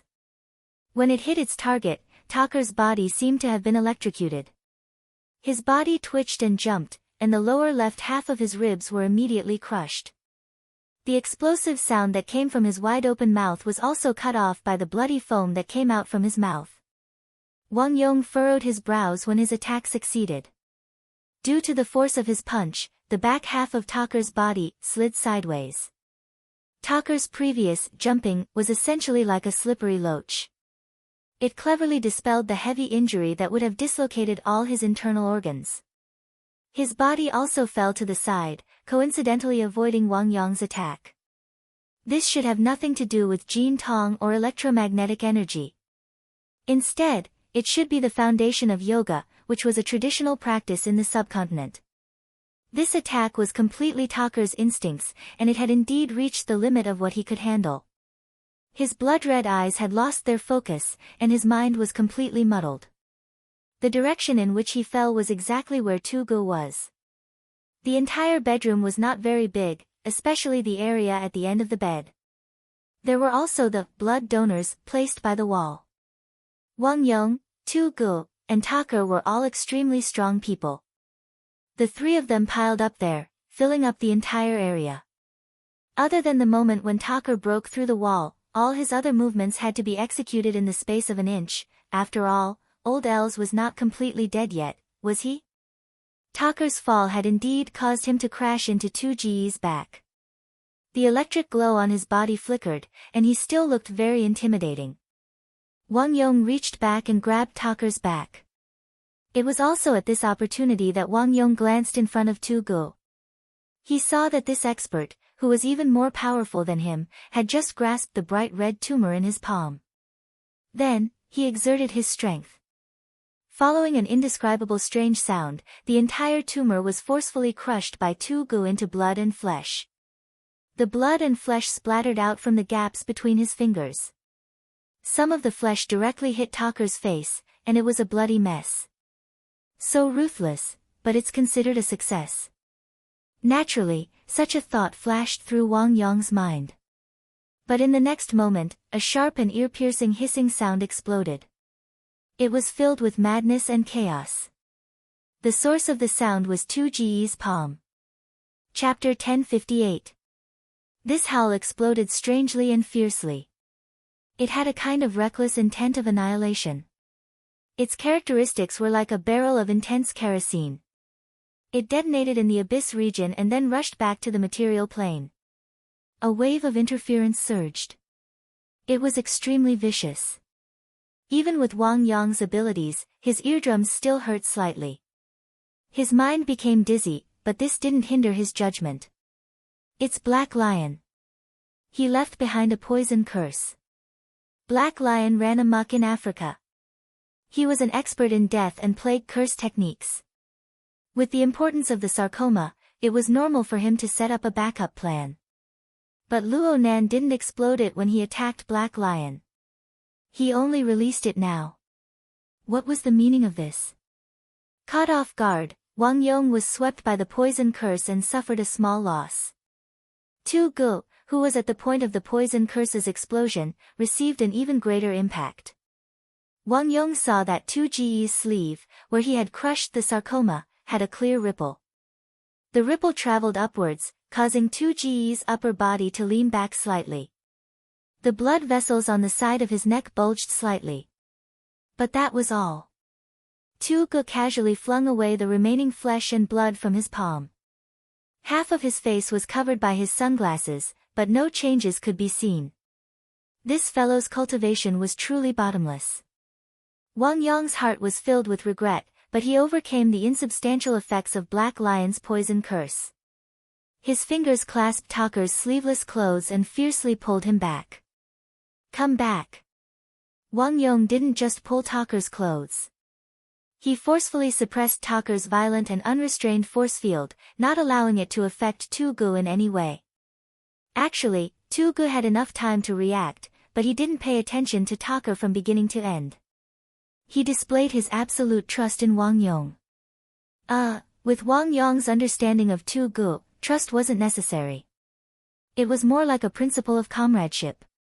On the contrary, Wang Yong wanted to spit out, the electric light that activated Taker just now must have come from your side, right? In any case, Wang Yong didn't disappoint Tu Gu. Even though Taker was in a strange and violent state and Wang Yong couldn't completely control him, Wang Yong still forcefully pulled him back, not letting him touch Tu Ji's clothes. Although Taker's will was muddled, his body's instincts were still there. He continued to struggle like a beast that had lost its mind. It was even more impossible for Wang Yong to kill him at this time, so he simply cooperated and used a joint technique, hoping to break the big black man's arms and legs to get the ball. The struggle in the tiny space still looked intense. Their joints collided, and the friction was electrifying. Strong winds blew in all directions, and even the cold sea breeze that blew in from the balcony formed a strong and disorderly turbulence. But in Wang Yong's consciousness, the situation was basically under control. He was able to faintly sense that the soul strength Luo Nan had projected had been crushed to pieces along with the fleshy tumor. Right? Only then did Tu Gu turn around. Separated by their sunglasses, they exchanged a tacit look. Then, both of them frowned. Outside the window, the wind howled, and the sound of water roared. It was as if waves were crashing against the side of the cruise ship, hitting all the way to the floor where the suite was. There were really splashes of water splashing in, drenching the two unconscious blood donors on the balcony. Preposterous. This place was at least 60 meters away from sea level. If the waves hit here, could it be a tsunami? Of course not. It was just that the dark clouds in the sky outside had formed a waterspout within the turbulence of the atmosphere. The waterspout just so happened to hit the bow of the ship. The aftermath had yet to die down, bringing with it the airflow of water. It swept across the side of the cruise ship, bringing with it countless screams. There was even a thick fog-like cloud of smoke. Under the effect of the fierce winds, the smoke was pushed inside. It was stimulated by the leaping electricity in the air of the bedroom. Crackling sounds rang out. He went outside. Wang Yong immediately thought of Luo Nan. From his position, he could see the situation outside the balcony. His gaze had just drifted a bit when Tu Ji's deep voice rang out, "Over here." "Where?" Tu Gu didn't reply. Wang Yong looked over, but all he saw was the reflection of the dazzling sparks of electricity from the sunglasses on Tu Ji's face. In the domain of pure vision, the flickering sparks of electricity still possessed an extremely powerful dominance over the current bedroom. Fine sparks of electricity interweaved in the air. They were reflected on the black lenses, and they reflected off each other. For a time, there was an extremely strange and gorgeous feeling. Wang Yong didn't have the mood to appreciate it. He had been alerted by Tu Gu and had sensed some abnormalities. The main source of power was obviously Taker. This beast had lost its mind, but it was still stubbornly resisting. Sparks of electricity flowed on its body, piercing through the air. It was the most eye-catching. However, whether it was Tu Gu or Wang Yong, they both felt that the nature of electricity and fire, at least a part of it, seemed to have changed. The feeling it gave them was, this electricity and fire was not the same electricity and fire. Its nature was vastly different. To be more precise, it was a completely different kind of electricity and fire that had inexplicably seeped in. Ah ah ah ah ah, a hoarse roar burst forth from Taker's throat, interrupting Wang Yong's thoughts. This fellow's right elbow joint had clearly been smashed by Wang Yong. His left rib was also heavily injured. His body's functions were greatly damaged, but he still didn't seem to have an end. Even the explosive power within Taker's body was being urged to rise without regard for anything else. It was like an overloaded steam turbine. The blades spun violently, and it could distort and collapse at any time in an ultra-high pressure environment. He had truly lost his mind. But how did Luo Nan do it? It was very clear that he had come to the conclusion that the situation was under control too early. Whether it was in front of him or in his senses, there was no sign of Luo Nan. However, the youngest extraordinary, who was merely projecting his soul strength, used all sorts of methods to announce his existence. He was just like an incorporeal and formless soul. He could see nothing, yet he was there. He might even be standing in front of them in the open, watching them with a cold and disdainful gaze. Wang Yong was already a bit impatient in his mind. The sweet had truly turned into a pot of porridge ever since Luo Nan started moving. The material plane and the mental plane. Control and anti-control. Destruction and anti-destruction. There were also unforeseen accidents that rose and fell in succession. It was as if there would never be an end to them. Yet these damned accidents always showed their dirtiest butts to Luo Nan. They only showed flattering smiles to Luo Nan. It was very easy for one's mental state to explode after encountering too many of these accidents. Wang Yong gradually came to a realization. Luo Nan's vision and level were clearly not limited to a simple line of sight. He wasn't restricted to people. He wasn't stagnant with objects. Instead, he was able to manipulate and mobilize all the operational resources in the surroundings, integrating them into an inconceivable domain.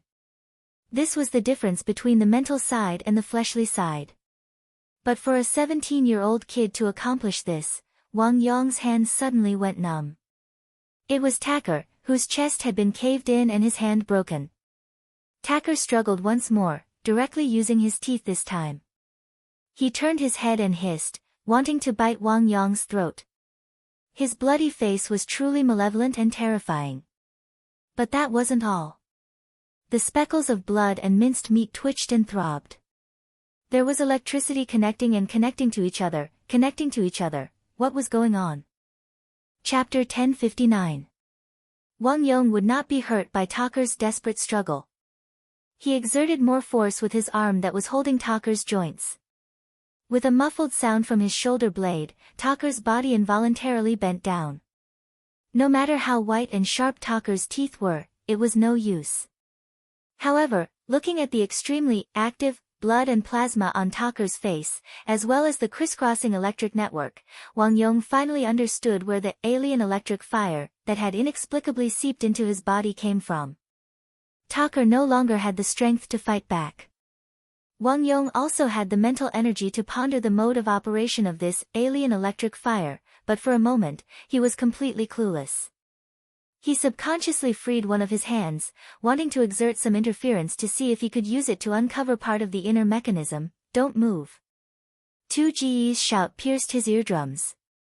His sternness was unprecedented. Wang Yong's finger stopped right in front of Tucker's face. Tucker, who had been frantically struggling, also froze. Even Wang Yong was confused. Who was Tu Ji's shout directed at? Before he could clear his doubts, he saw that the blood and flesh on Tucker's face, which were attracted to each other, were sinking down. Or rather, Tucker's facial skin, together with the blood and flesh, had turned into clay or dough that could be kneaded at will. Moreover, it was much more delicate. Wang Yong saw that Tucker's facial skin was torn apart by his fingertips, revealing densely packed blood vessels and neural networks. It was the most sophisticated circulation and control network of the human body that was accepting the foreign blood and flesh, threading a needle and stitching them together. It was precise and unbelievably fast. It was as if the front end of each other was a well-designed yin and yang magnetic pole that was perfectly fitted and matched each other, but this was definitely not the case for them. Then, this was simply a power of creation that erased all disharmony, turning this incredible reconstruction into the most relaxing and pleasant automatic process. This was the so-called uncanny workmanship. Wang Yong even saw some of the extremely secretive and crucial nodes of the circulation of qi and blood in the human body, especially in the head area. This was a detail that he had yet to fully explain. Wang Yong could not continue. Originally, he wanted to see 2Ge's expression and reaction, but when he encountered such a miraculous scene that made him speechless, he forgot to raise his head for a moment. He also completely forgot about the idea of interfering and destroying. After 2 seconds, 2Ge's thick and powerful palm slowly reached out from behind Taker's stiff body, as if he was going to do the same thing as what Wang Yong had planned. Don't move. This time, it was Wang Yong's turn to stop. Tugu seemed to have said something, but it was too vague for Wang Yong to hear clearly. However, it was also at this moment that the 2 extraordinaries beside them simultaneously sensed yet another tumultuous change within Taker's body. Wang Yong's feeling was more direct, because his hand, which was twisting Taker's shoulder joint, was suddenly bounced off by a strong magnetic field that suddenly increased in power. Taker himself, on the other hand, did not move. At this moment, he was no longer a powerhouse that possessed initiative. Instead, he had transformed into an exhibit that was constantly being innovated. The big guy, who was already riddled with scars, half knelt on the ground, his body stiff. But even though he was frozen to death, the powerful magnetic field radiating from his body was constantly interacting with the void around him. It was complex and deep. It was completely different from his previous berserk and restless state. Jin Tong. This was not the first time Wang Yong's mind had turned over this name, but this time, he blurted it out. At this very moment, Taker's converged and operated energy and force field had achieved the closest connection on a level. Taker was in the electromagnetic direction, and Jin Tong was also in the electromagnetic direction. However, it must be known that the electromagnetic direction and the electromagnetic direction were not the same. Powers of the same origin were fundamentally different in terms of structure and operation. This was the fundamental standard to distinguish extraordinaries from ordinary cultivators. Taker's initial eruption was very astonishing, but in the eyes of extraordinaries, there was still an enormous gap between him and Jin Tong. It was like the gap between the jadeite light and the ancient sailboat. But at this very moment, this essential gap of time and generation was inconceivably bridged and equalized. Even if it had not been tested in actual combat, even if it was just for show, it was still an astonishing achievement to be able to scare 2 extraordinaries. This was absolutely not something Taker could do. In this current situation, Luo Nan, and only Luo Nan, was able to use his inconceivable structure ability to complete this astonishing leap between generations. It seemed that the tumor, which had already been crushed, had played a very crucial role. The problem was, where was Luo Nan? What ability was this? What kind of operation was this? Wang Yong discovered that he had fallen into a dead end in his thoughts. It was fine if he did not think deeply about it, but once he did, he became so irritated that he wanted to explode. He should give up as a bodyguard. Therefore, he asked a person who was more likely to know the answer. Mr. Butcher. Before he could finish speaking, the wind whistled. His vision darkened, and his mouth and nose were blocked. Another wave of mist and clouds poured into the bedroom from the boundless sea covered by dark clouds. Compared to the previous wave, the mist was much denser. It was to the extent that one couldn't even see their fingers in front of them. On the contrary, when the lightning flickered on Taker's body, a few silhouettes were illuminated. It was reasonable to say that someone of Wang Yong's ability would not be confused by it. However, the mist and lightning before his eyes were absolutely not the external appearance of the material plane. Visual experience did not count. In fact, the two did not undermine each other. On the contrary, they interweaved and blended together, connecting the material and mental domains to form their own layout. Wang Yong's mind swayed a bit in that instant. He practically believed that he had sunk into the depths of thunderclouds 10,000 meters in the sky. The floor beneath his feet, and even the entire environment of the room, lacked the sense of spacetime. This was really wrong. He had really sunk into the domain of space and time. At this critical moment, the structure of Luo Nan's power circulation could not be concealed no matter what. He had completely revealed his cards.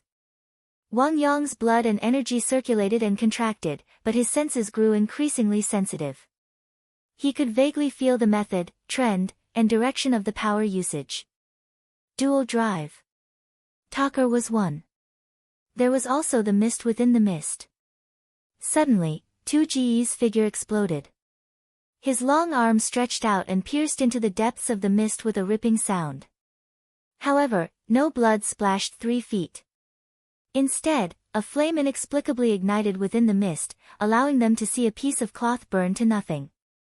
Severed. Luo Nan brought it in. Wang Yong spoke in a low voice. He had the impression that Luo Nan seemed to have said that this thing was a painting material. Luo Nan had tossed it here during the first exchange. As Wang Yong spoke, a strange and deformed phantom appeared where the mist and flame of the cloth met. It seemed to be the amalgamation of a cow and a spider. Presumably, it had suffered heavy injuries under 2Ge's fist force. It struggled for half a second before collapsing and scattering. It even let out a strange cry. The sound sank into the depths of the mist, but it actually carried the echoes of the distant deep space. It could be seen just how complex the environment and laws of a mere 20 square meters of bedroom had become due to Luo Nan's method of distorting space and time. Fortunately, this sort of space and time environment was destined to not exist for long. In fact, when 2Ge exploded with power and struck this monster, one of the driving axes, Wang Yong's energy surged as he responded. The fierce and tyrannical energy of the two extraordinaries interweaved with each other. It caused the already unstable chaotic structure of space and time to begin to sway and deform. Many parts of the structure collapsed and split apart.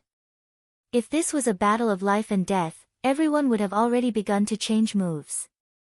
But the reality was that there was no back. Luo Nan's energy circulation framework, which he had just gained a bit of clarity, was completely withdrawn.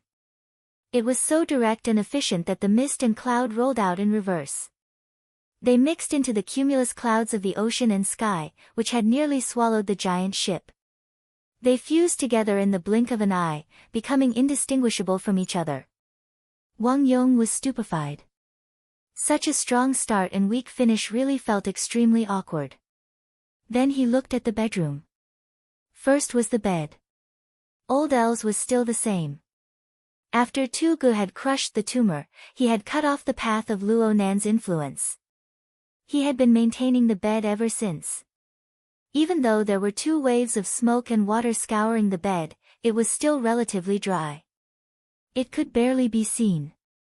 As for the other places, it was so spacious.